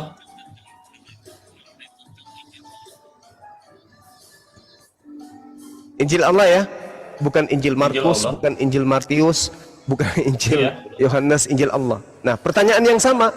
Saya dan Anda bertanya dengan pertanyaan yang sama. Mana Injil Allah? Mana Injil Allah yang kemudian diberitakan oleh Yesus di Galilea? Karena Al-Quran mengatakan bahwasanya di dalam surah Al-Ma'idah, Allah Subhanahu wa taala menerangkan dengan sangat jelas bahwa kedatangan baginda Rasulullah Muhammad sallallahu alaihi wasallam itu adalah untuk menjelaskan isi kitab yang disembunyikan. Itu Al-Quran menarasikan. Berarti ada yang disembunyikan, ada kitab, ada pengajaran yang kemudian disembunyikan oleh Bani Israel, oleh ahli kitab. Ya ahlal kitab, qad ja'akum rasuluna yubayyinu lakum katsiran mimma kuntum tukhfuna minal kitab wa ya'funa an katsir. Qad ja'akum minallahi nurun wa kitabun mubin. Wahai ahli kitab, sungguh Rasulullah Muhammad sallallahu alaihi wasallam telah datang kepada kalian menjelaskan kepadamu banyak dari isi kitab yang kalian sembunyikan, dan banyak pula dari isi kitab yang dibiarkan oleh Rasulullah. Sungguh telah datang kepadamu cahaya dari Allah dan kitab yang menjelaskan. Nah, sekarang pertanyaan saya, ketika Al-Quran mengatakan Rasulullah menjelaskan banyak isi kitab yang disembunyikan, berarti ada kitab yang disembunyikan. Yesus mengajarkan Injil Allah di dalam Markus 1 nomor 14. Bahkan kalau kita melihat di dalam kitab saudara di Yohanes 1, di situ Yesus memanggil Filipus. Filipus, ikutlah denganku. Ini perkataan daripada Yesus di dalam Yohanes 1. Dia mengatakan bahwa Filipus, ikutlah denganku. Nah, ketika kemudian dikatakan ikutlah denganku, berarti Yesus ini memanggil muridnya sendiri yang bernama Filipus untuk memberitakan Injil. Di dalam Yohanes 1:43, Yesus memanggil Filipus dan berkata kepada Filipus, Filipus, ikutlah denganku. Berarti yang mendapatkan legitimasi, legalitas untuk menjadi pengikut pada saat itu dan memberitakan Injil kerajaan Allah oleh Yesus adalah Filipus. Sedangkan di Kisah Para Rasul 8 nomor 35, maka mulailah Filipus berbicara dan bertolak dari nas itu. Filipus memberitakan Injil Yesus kepadanya. Saya ulang 1 menit. Saya ulang 1 menit. Oke. Markus 1 nomor 14, Yesus memberitakan Injil Allah. Sebagai penyampai Injil Allah, Yesus memanggil muridnya Filipus. Di dalam Yohanes 1 nomor 43, kata Yesus, Filipus, ikutlah denganku. Setelah Filipus ikut dengan Yesus, ternyata Filipus di dalam Kisah Para Rasul 8 nomor 30 berapa tadi ya? Nomor 30. Oh, mau 43 35, sorry. Di situ dengan sangat jelas dikatakan bahwa Filipus memberitakan Injil Yesus kepadanya. Dengan kata lain, Filipus memberitakan Injil Allah. Pertanyaan saya sama seperti saudara, mana Injil Allah? Injil Allah sama Injil Yesus sama atau tidak, Bang? Sama. Sama. Di mana, Bang? Apanya? Injil Yesusnya tuh di mana, Bang? Kalau misalkan 4 Injil ini nggak bisa dipercaya lagi, berarti kan harus dibuang. Ya, kan? inilah yang Al-Quran Dimana? katakan tadi. Ini yang Al-Quran katakan, bahwa kedatangan Rasulullah Muhammad SAW menjelaskan sebagian dari isi kitab yang kamu sembunyikan. Berarti menurut Rasulullah, menurut Al-Quran ada kitab yang disembunyikan. Mari kita lihat di dalam Bible. Markus 1:14 ada Injil Allah. Mana Injil Allah itu? Kalau tidak bisa ditunjukkan, berarti Al-Quran benar dengan mengatakan Injil Allah telah disembunyikan. Siap. Karena Bang, Yesus, Maaf, Bang, Saudara mau Yosef. nanya. Bang Juma, Maaf, Bang Juma. Bang, mau nanya. Gimana gimana? Dek? Pak Yosef. Injil yang asli itu ada di Wahyu 10 nomor 10. Ah, Itu Injil yang dibacakan sama asli. malaikat. 10. Kurang ajar. Anak durhaka. Ya kalau nggak percaya silakan cari ini, cari mayatnya Yohanes. Nah itu belah perutnya di situ. Ada Injilnya dimakan sama dia. Oh. Dibaca dulu. Kalau tidak percaya dibaca. Wahyu berapa? Wahyu 10 nomor 10. Anak durhaka. 10. Rasanya. Lalu aku mengambil kitab itu dari tangan malaikat itu dan memakannya di dalam mulutku. Nah itu dimakan yang asli. Dimakan. Kira-kira bisa dibelek nggak sekarang jenazahnya di mana ya? Pengen tahu. Udah hancur. Sudah jadi bubur. Allahu Akbar. Jadi Yesus tidak mungkin memberitakan Injil Filipus. Injil Markus, Injil Yohanes, Injil Matius, Injil apalagi satu lah. Lukas. Matius, Markus, Lukas, Yohanes itu nggak bisa dipercaya. Jadi kalau misalkan satu Alkitab ini nggak bisa dipercaya, terus kitab-kitab bidat yang disebut kitab Barnabas, Apokrifa. kitab Apokrifa dan itu bisa dipercaya atau tidak, Bang Zuma? Coba. Kalau di dalam Al-Quran Allah subhanahu wa ta'ala menjelaskan, ya ahlal kitab lima talbisunal haqqa bil batil. Wahai ahli kitab, mengapa engkau mencampur adukkan kemudian antara hak dan yang batil, sedangkan engkau sudah mengetahui yang benar itu benar, yang salah itu salah. Bahkan kalau kita melihat di dalam Al-Quran, Bung, kalau Anda bertanya tentang kitab itu ya, kami umat Islam menerima Al-Quran, di mana Al-Quran menarasikan begini. Bismillahirrahmanirrahim. Wa minhum ummiyuna la ya'lamuna al-kitab illa amaniya wa inhum illa yazunnun. Dan di antara mereka ahli kitab ada yang buta huruf, tidak memahami kitab kecuali hanya berangan-angan dan mereka hanya menduga-duga. Lalu ayat selanjutnya mengatakan, fawailul lilladzina yaktubuna alkitaba bi'aidihim thumma yaquluna hadza min 'indillah liyashtaru bihi thamanan qalila. Maka celakalah orang-orang yang menulis buku dengan tangan mereka sendiri, kemudian berkata buku ini dari Allah dengan maksud untuk menjualnya dengan harga murah. Maka celakalah mereka karena tulisan tangan mereka sendiri, dan celakalah mereka karena apa yang mereka perbuat. Coba kita lihat, semua penulis buku yang diimani oleh orang Kristen sebagai firman Tuhan yang disebut perjanjian baru, tak ada satupun dari mereka yang tidak mati dalam keadaan mengenaskan. Celaka, kata Allah. Fawailul lilladzina yaktubuna alkitab. Celakalah orang yang menulis buku dengan tangan mereka sendiri. Summa yaqulu, kemudian mereka berkata, hadza min indillah, buku ini berasal dari Allah, liyashtaru bihi thamanan qalila, padahal mereka hanya menjualnya dengan harga sedikit. Apa harga sedikit itu? Hanya ingin mendapatkan label naba rasul tok. Yang mereka dapatkan apa?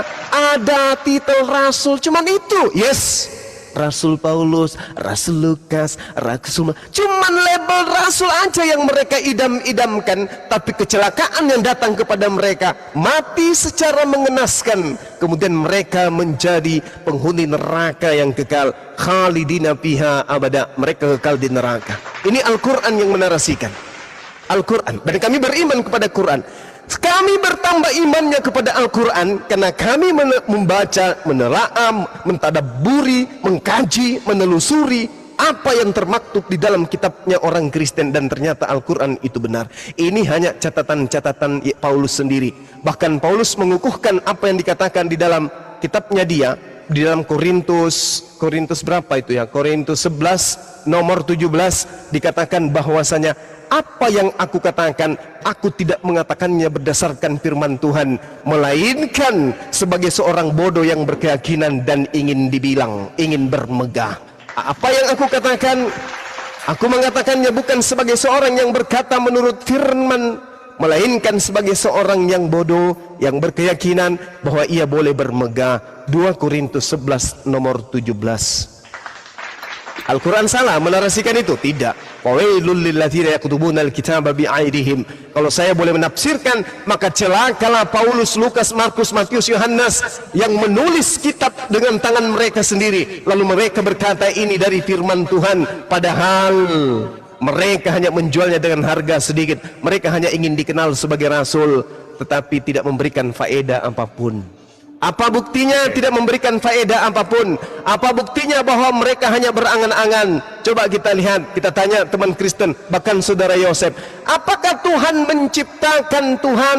Kata saudara Yosef, yes. Apakah orang Kristen menyembah ciptaan Tuhan? Kata saudara Yosef, yes. Inilah yang diterangkan Al-Quran. Wa minhum ummiyuna la ya'lamuna al-kitaba illa amaliya wa inhum illa yazunnan, dan di antara mereka ada yang buta huruf yang tidak memahami firman Tuhan kecuali hanya berangan-angan dan mereka hanya menduga-duga. Saya yakin sekali ketika saudara mengatakan sekali saya mengajukan Amsal 3 nomor 5 harus berpegang kepada firman Tuhan, bukan kepada asumsi sendiri, pikiran sendiri, pendapat sendiri. Saudaraku membenarkan bahwa aku hanya berangan-angan, hanya asumsi saya sendiri. Na'udzubillah, 1400 tahun silam kalam Allah sudah datang kepada baginda Rasulullah Muhammad SAW menyatakan keadaan yang kita lihat hari ini. Wa minhum ummiyuna la ya'lamuna al-kitaba illa amaniya wa inhum illa yazunnun. Kata Yesus bahwa penyesat itu akan menyesatkan banyak orang. Kalau penyesat itu menyesatkan banyak orang, berarti sampai hari ini kita harus melihat orang-orang yang tersesat itu. Kita harus melihat hari ini mereka yang disesatkan. Harus, karena itu adalah perkataan Yesus katanya. Kalau tidak ada hari ini orang yang sesat, berarti Yesus berdusta. Tapi karena Yesus mengatakan banyak orang yang akan disesatkan dan hanya sedikit yang diselamatkan. Hari ini faktanya kita temukan. Demikian. Luar biasa, Bang Suma. Saya mau tambahin sedikit, boleh?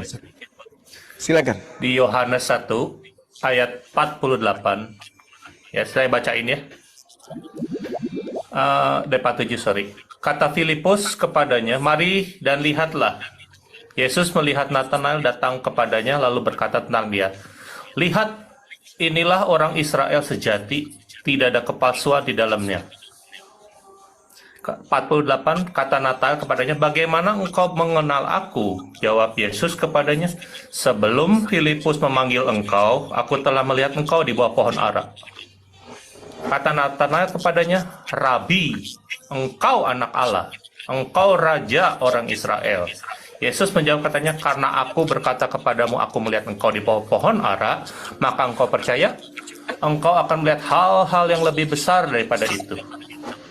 Lalu kata Yesus kepadanya, aku berkata kepadamu, sesungguhnya engkau akan melihat langit terbuka, malaikat-malaikat Allah turun naik kepada anak manusia.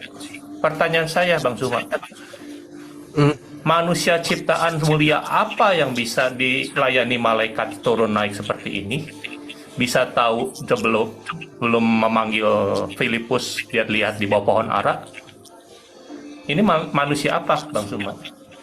Yesusnya. Betul. Anak Allah bukan. Allah tidak beranak dan tidak memperanakan. Gimana, Bang Suma?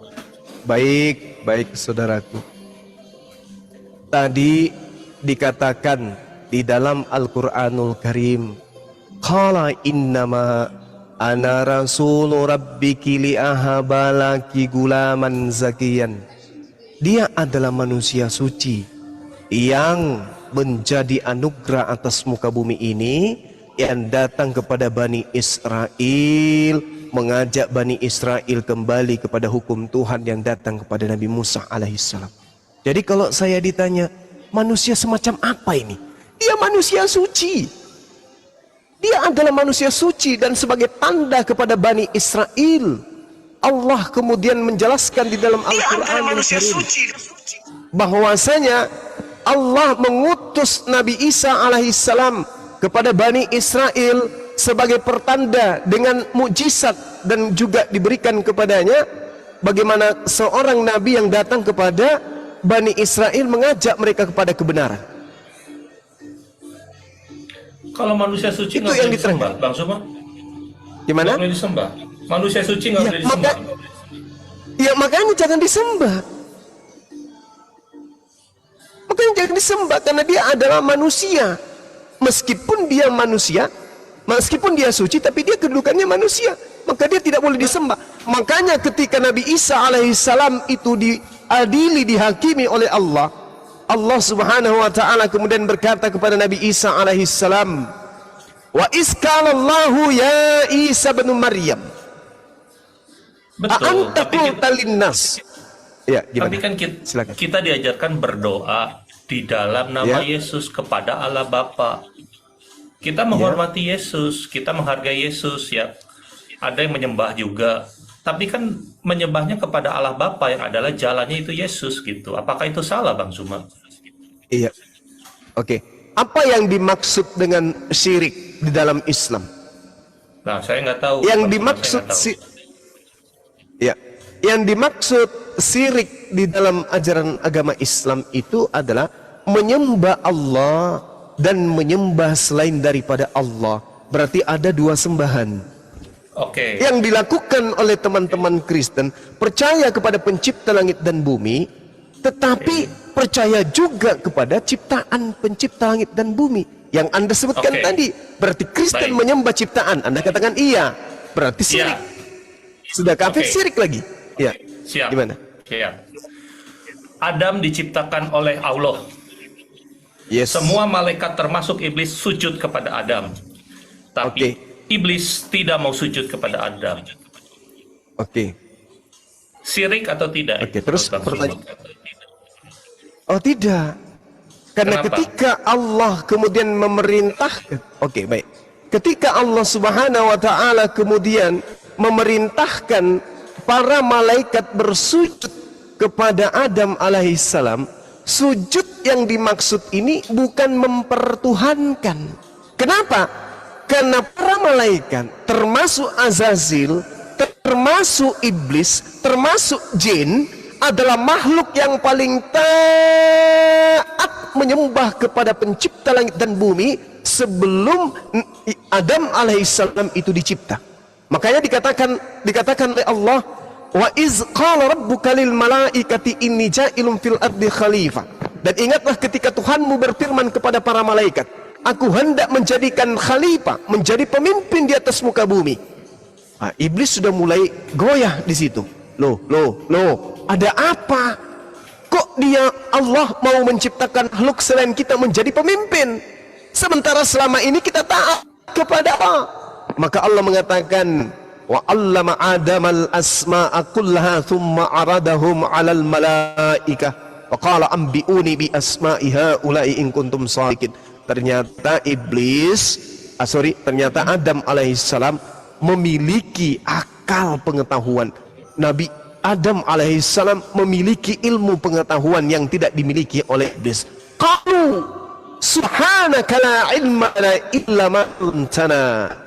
Maka mereka kemudian menjawab, maha suci engkau, tidak ada yang kami ketahui selain apa yang telah engkau ajarkan kepada kami. Maka sungguh engkau yang mengetahui dan maha bijaksana. Jadi ada satu kemudian yang tidak mau. Jadi sujud di sini, Bung, sujud di sini bukan menyembah. Tuhan tidak mengajarkan mereka untuk menyembah karena sembahan mereka hanya satu. Jadi sujud yang dimaksud di sini adalah menghormat kepada Adam, menghormat kepada makhluk ciptaan Tuhan. Illa iblis, kecuali iblis, mereka kemudian tidak mau sujud menghormat. Baik. Menghormat kepada pemimpin, bukan menyembah kepada Tuhan, bukan. Silakan. Oke, makasih Bang Zuma, ini luar biasa pengetahuan baru. Saya sangat terpukau. Saya mau tambahkan sedikit dari 1 Samuel 25 ayat 23. Ya. Antara menyembah, sujud ini akan terlihat di sini Bang Zuma. Saya bacain 1 Samuel 25 ayat 23. Ketika Abigail melihat Daud, segeralah ia turun dari atas keledainya, lalu sujud menyembah di depan Daud dengan mukanya sampai ke tanah.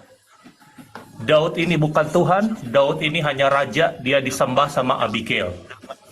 Ini menyembah ini ternyata TB itu luar biasa. mengganti dari Sheila Ber.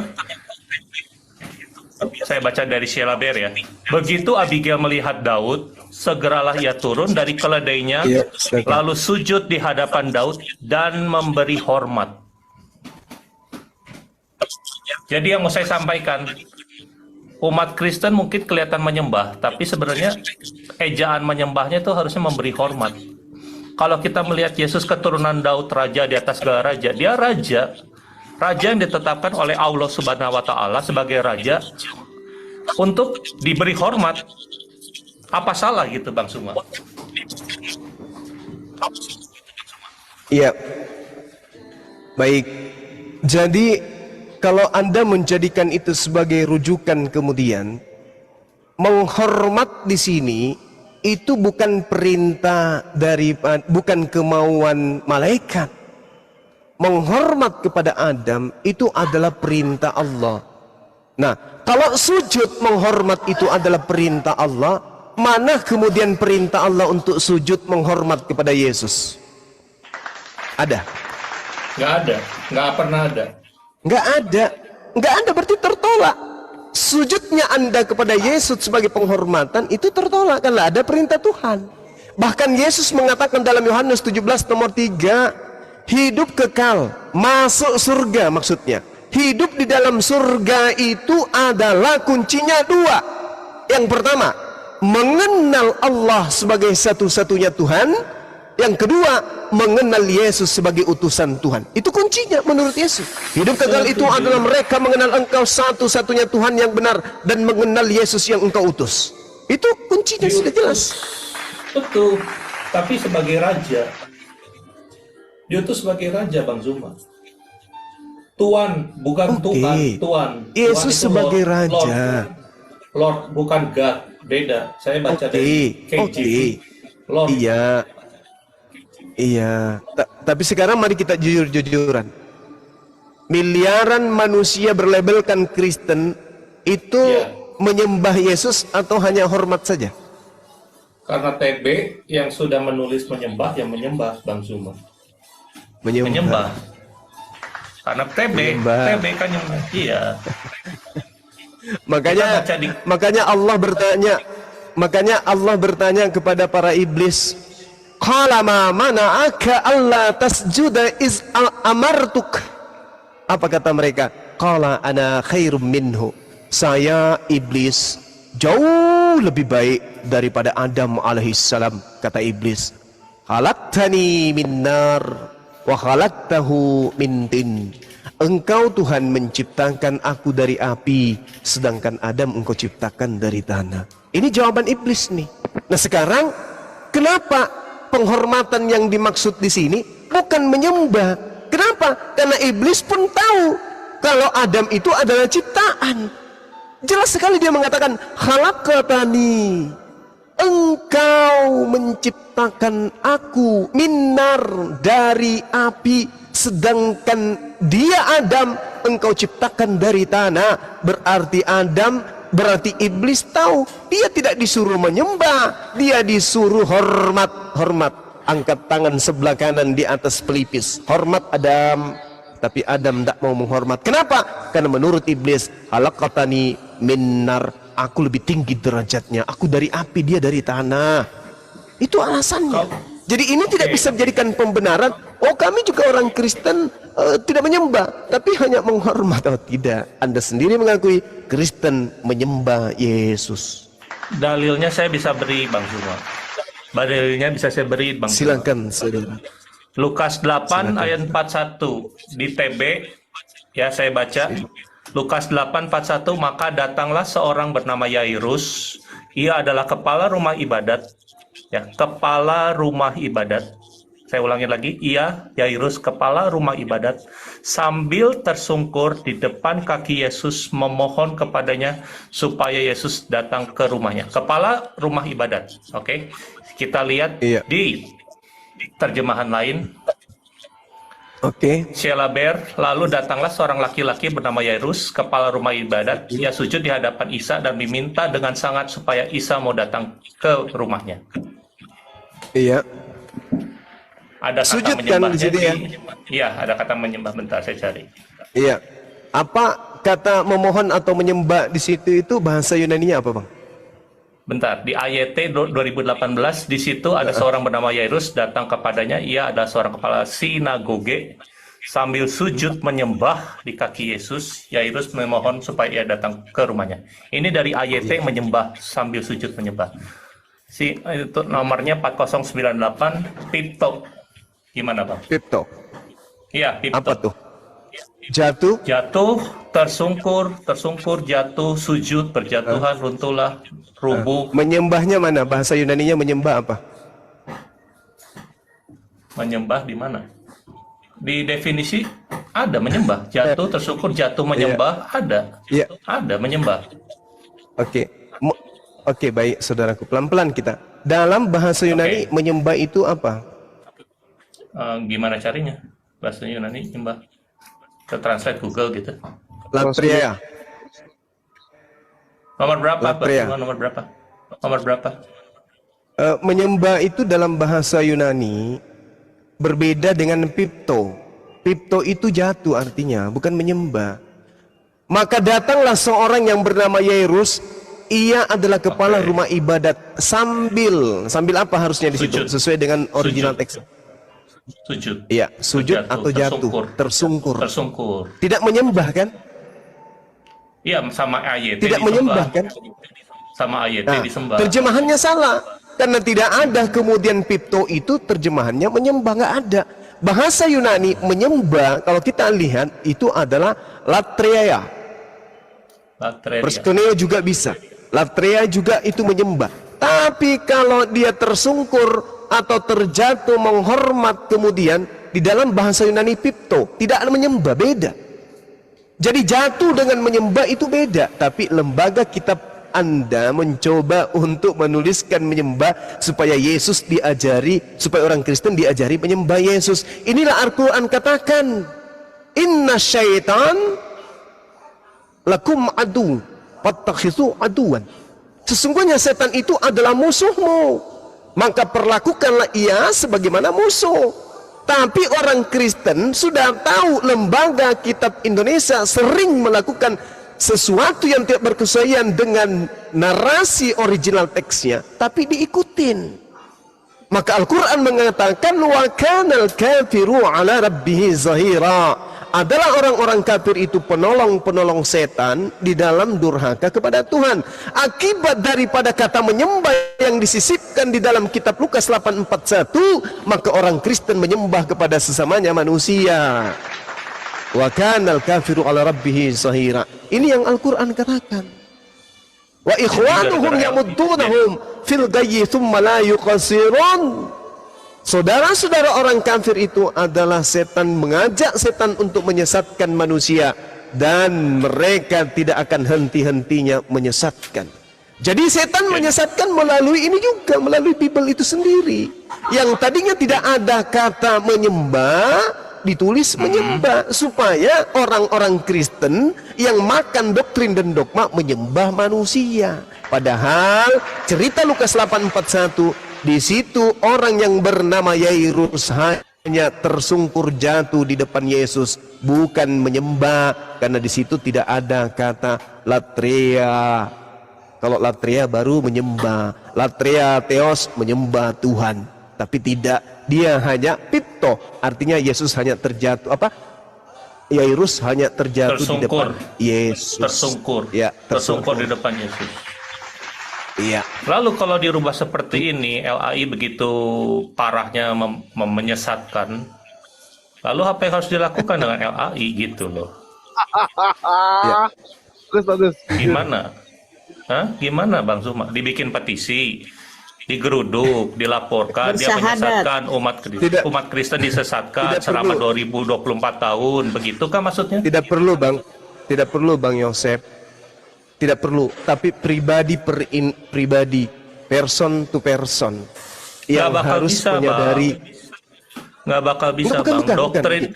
Doktrin ini sudah begitu tertanam kuat dari sejak penjajahan Belanda, bahwa Yesus adalah Tuhan, Yesus adalah Juru Selamat, Yesus adalah Anak Allah, tidak mungkin dirubah. Oke, tidak mungkin dirubah. Oke, itu menurut saudara tidak mungkin dirubah. Tetapi kalau sudah diketahui bahwa ini adalah kesesatan, adalah sesuatu yang diterangkan Al-Quran, ulaika hum syarrul bariyah, orang-orang kafir itu adalah seburuk-buruknya makhluk. Kenapa? Mereka sudah tahu itu kesesatan, mereka masih rangkulan. Kenapa nggak ditinggalkan aja? Mencari keselamatan daripada hidup di dalam kungkungan doktrin dan dogma dengan data-data yang sudah sangat jelas akurat ini penyesatan. Apakah Karena ingin menjadi saudara dengan setan? Ya, apapun silakan. yang disampaikan oleh pejuang-pejuang yang Silakan, Bang. menyorakan kebenaran ini akan selalu ditepis oleh para petinggi-petinggi gereja dari setiap khotbah, dari setiap YouTube mereka. Oke. Mereka akan berusaha demikian rupa Baik. untuk menghancurkan karakter-karakter orang yang mengatasnamakan kebenaran ini, untuk diselewengkan bahwa kalianlah penyesat, kalianlah yang memberi kesesatan. Begitu Bang Sumar. Oke, apakah saudara Yosef juga bagian dari mereka? Saya mencari kebenaran. Saat ini saya ada di persimpangan antara pindah ke Islam atau Oke. ke Buddha, Bang Suma. Oke. Masya Oke. Allah. Oke, baik. Kalau demikian adanya, Anda sudah menyadari itu, bahwa mereka selalu menyesatkan manusia. Maka ada baiknya ikuti saya. Asyhadu an la ilaha illallah. Masya Allah. Wa asyhadu anna Isa Rasulullah.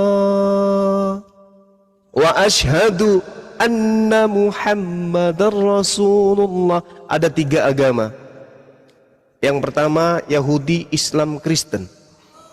Yahudi mengajarkan Yesus itu adalah anak haram, anak zina. Kristen mengajarkan Yesus itu adalah anak Tuhan. Dia adalah anak domba. Islam mengajarkan Isa alaihissalam adalah anak suci yang diberikan kemudian hikmat kenabian dan tanda-tanda mukjizat kepada Bani Israel. Tinggal Anda renungkan. Karena tidak mungkin ada kebenaran di luar daripada agama samawi. Agama samawi itu adalah agama para nabi. Nabi Ishak keturunannya mengajarkan agama Yahudi. Nabi Ismail keturunannya mengajarkan agama Islam. Entah keturunan siapa yang mengajarkan Kristen. Entah keturunan siapa yang mengajarkan Hindu Buddha. Entah keturunan siapa yang mengajarkan ateis dan seterusnya. Sekarang tinggal Anda memilih siapa agama di atas muka bumi ini yang penuh dengan aturan-aturan Tuhan, mulai dari tidur sampai tertidur kembali. Banyak orang mengatakan agamanya benar, agamanya baik. Mereka kemudian melakukan sesajen, mereka melakukan persembahan, mereka melakukan prosesi ibadah. Tanya kepada mereka, Anda melakukan ibadah-ibadah ini perintah siapa? Oke. Boleh tanya Bang? Silakan. Bagaimana Bang Juma menanggapi fitnahan Islam? Maksudnya?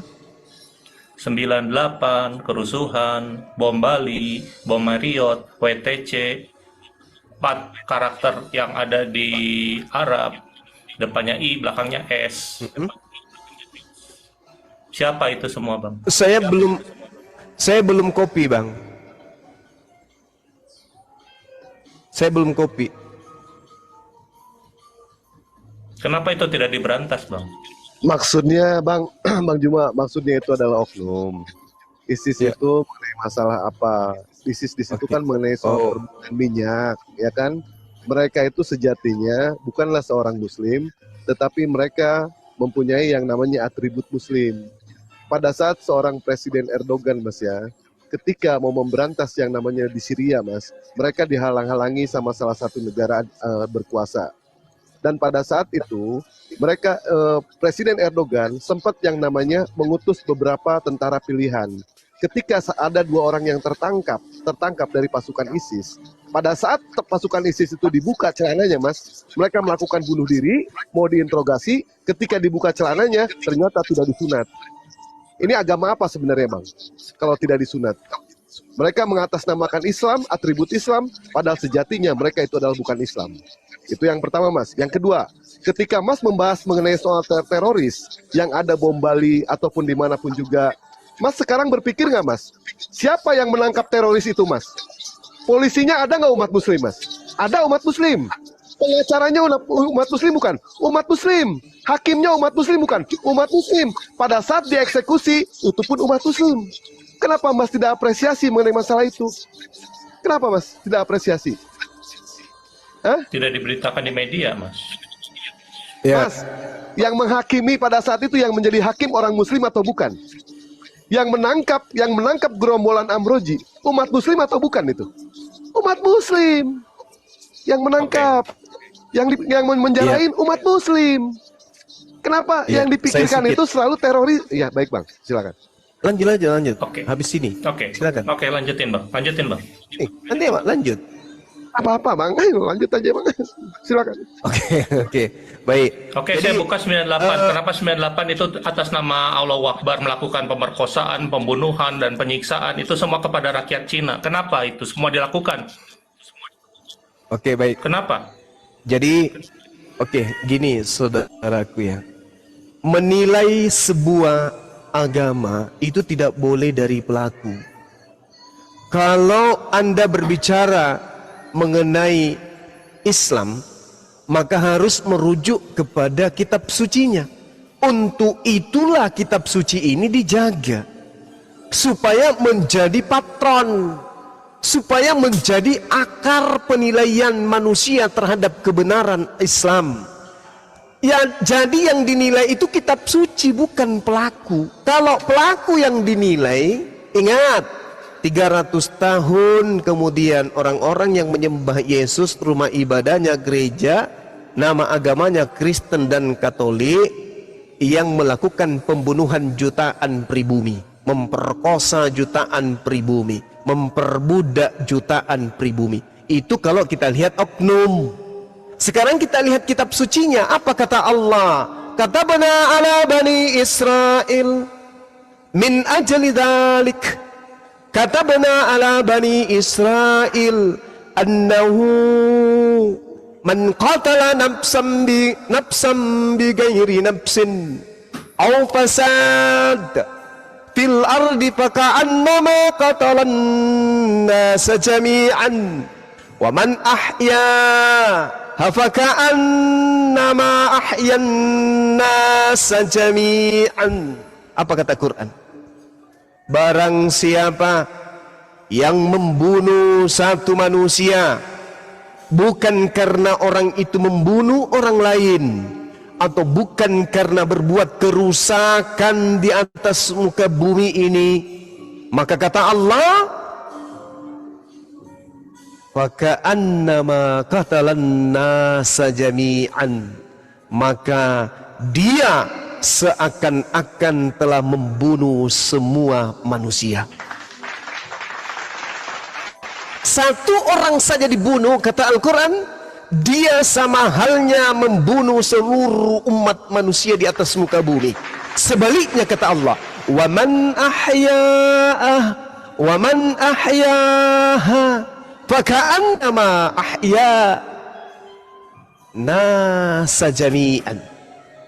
Dan barang siapa memelihara kehidupan, mencintai, menjaga, mengayomi, melindungi, menyantuni, memelihara kehidupan satu manusia saja, maka dia seakan-akan telah memelihara kehidupan seluruh manusia di atas muka bumi. Ini ajaran Islam. Lihat kitab sucinya. Jadi kalau ada yang melanggar ini, mau dia berlabelkan ulama, berustaz, habaib, atau apapun titelnya, ISIS, ASUS, OSOS, SS, OSOS, kalau melanggar Quran itu bukan Islam. Dia mau sholat 5 kali sehari, dia mau puasa dan seterusnya, sholatnya hanya ingin disebut sebagai orang beriman, tapi sesungguhnya mereka munafik, sesungguhnya mereka itu pendosa. Kenapa? Melanggar Quran. Al-Quran yang mengatakan sangat jelas, Man qatala nafsan bighairi nafsin aw fasadin fil ardi faka'annama qatalan nasi jami'a. Barang siapa yang membunuh satu manusia, sama halnya dia membunuh seluruh umat manusia seutuhnya. Apa akibat daripada membunuh? Di Al-Quran jelas dikatakan membunuh manusia tempatnya di neraka. Jelas sekali. Jadi kalau dikatakan kenapa Islam, kenapa begini, nah ini ada kekuatan di luar Islam yang mau mematikan cahaya Islam, tapi tidak bisa.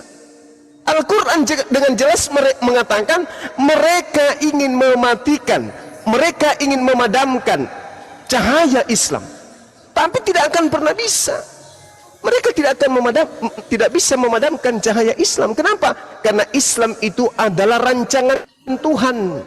Di dalam Yesaya 29 ya, di situ Tuhan mengatakan rancangan-rancanganku adalah rancangan shalom.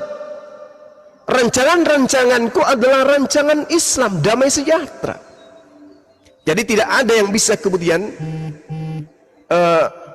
bisa mematikan cahaya Islam itu. Itu tidak bisa. Kenapa demikian? Karena Islam adalah rancangan Tuhan yang didatangkan kemudian di dalam kehidupan umat manusia. Zalikal kitabul la raiba fihi hudal lil muttaqin. Kitab Al-Quran ini adalah petunjuk, tidak ada keraguan di dalamnya, adalah petunjuk bagi mereka orang-orang yang bertakwa. Jadi tidak akan pernah bisa, Bang. Jadi kalau ada orang mengatasnamakan Islam, jidatnya hitam, apalagi celananya jingkrak, tapi melakukan bom, itu mungkin KTP-nya Islam, tapi mereka bukan Muslim. Kenapa bukan Muslim? Karena mereka tidak mencerminkan manusia Qur'ani. Manusia Quran adalah manusia yang menjaga kehidupan manusia, tidak terlepas dia adalah orang Kristen, tidak terlepas dia orang Hindu, Buddha. Yang namanya manusia, kata Allah, siapapun yang membunuh tanpa alasan yang dibenarkan oleh Islam, yang dibenarkan oleh pencipta langit dan bumi, maka dia sama halnya membunuh seluruh umat manusia. Makanya coba kita lihat, ini deteksi sejarah histori. Ketika kemudian Belanda diusir oleh pahlawan kita yang ada di Nusantara ini, baik itu Islam, mau itu Kristen, mau Katolik, yang ikut dalam barisan pahlawan mengusir penjajah. Di situ para penjajah meninggalkan pengikut-pengikutnya atau budak-budaknya atau konco-konconya. Ketika dikatakan perang usai, Belanda sudah menyerahkan diri, gereja masih berdiri dengan kokohnya. Orang-orang yang tadi menjadi mata-mata, orang-orang yang menjadi pengikutnya, pembantu-pembantu penjajah, dibebaskan beribadah di tempat Belanda. Andai saja Islam diajarkan untuk membunuh, tidak diikat oleh aturan, jangan membunuh siapapun yang tidak membuat kerusakan di atas muka bumi, maka orang-orang Islam pahlawan yang mayoritas Islam akan membumi hanguskan pengikut penjajah, bahkan meratakan rumah ibadahnya. Tapi karena Islam berdasarkan hukum, tidak boleh kamu membunuh, tidak boleh kamu menganiaya meskipun beda keyakinan, karena itu sama halnya kau membunuh dan menganiaya seluruh umat manusia di atas muka bumi. Dalilnya ada, Bung, surah Al-Maidah ayat 32, saya tidak mengada-ada. Qatalan nafsan bighairi nafsin. Di sini tidak dikatakan Islam, tapi nafsin. Semua manusia, siapapun dan apapun agamanya, tak boleh dibunuh satu pun. Ini Al-Quran yang mengatakan. Jadi kalau ada orang yang melabelkan Islam, termasuk ya, kafir, termasuk kafir. Semua darah manusia, orang kafir Bang. halal, Termasuk darah kafir. orang kafir halal, itu gimana menurut Bang? Yang halal itu yang halal itu adalah orang, jangankan orang kafir, orang Islam sendiri yang menghujat Allah, yang menghujat Rasulullah, dan orang Islam sendiri yang memerangi Islam, wajib hukumnya kemudian dia dibasmi, halal darahnya. Apalagi orang kafir. Orang kafir yang dimaksud adalah orang kafir yang memerangi Islam, yang mengusir umat Islam dari tempatnya, yang membunuh kemudian umat Islam, yang mengusir umat Islam dan mengambil hak-hak umat Islam. Itu yang wajib dibantai. Dan semua agama mengajarkan itu. Semua agama. Nah, sekarang ketika dikatakan annahu man qatala nafsan, nafsan ini adalah seluruh umat manusia, tidak pandang dia kafir, tidak pandang dia Yahudi, dia pandang dia Hindu, Buddha, semua manusia ini. Coba Anda lihat Bang Al-Maidah Zuma. ayat 32. Oke, Bang Zuma. Ya, Anda silakan. mengatakan Silakan. membunuh satu orang sama dengan membunuh seluruh umat manusia. Tapi Siap. terkecuali penista Islam dan orang kafir. Begitukah Bang Zuma?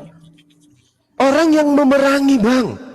Kalau orang yang menistakan, itu ada hukumnya sendiri. Dinasehati, diingatkan. Kalau mereka tidak mau mendengarkan nasihat itu, tinggalkan, kata Allah. Kalau kamu melihat ada orang yang mengolok-olok, menista Islam, maka tinggalkan. Sampai mereka tidak mengolok-olok lagi, baru kalian kembali kepada mereka. Tapi kalau masih mengolok-olok, tinggalkan. Nah, yang dimaksud di sini adalah yang memerangi, yang menyerang dengan fisik. Itu yang dimaksud. Itu yang dimaksud. Kalau kafir maksudnya orang-orang di luar Islam kan? Kafir itu adalah orang yang tidak menerima Allah, tidak menerima Allah, tidak menerima Rasulullah, tidak menerima Al-Quran, tidak menerima Islam. Itu orang kafir. Al-Quran menjelaskan apa yang dikatakan oleh Al-Quran, bahwasanya la ikraha fid din, tidak ada paksaan di dalam ajaran agama dalam ajaran agama Islam. Tidak ada paksaan. Jadi bagaimana mungkin kemudian kami umat Islam ingin membunuh orang yang ada di luar Islam, padahal tidak ada paksaan untuk masuk ke dalam ajaran agama Islam. Bahkan kalau Anda melihat Markus 16 nomor 15 sampai nomor 20, di situ tekanannya sangat jelas. Barang siapa yang kemudian percaya baptis, barang siapa yang tidak percaya, maka kemudian bunuh. Hukum. Coba Anda baca kitab saudara tuh. Di mana? Di mana? Markus 16 16. Oke. nomor 16, coba Anda lihat.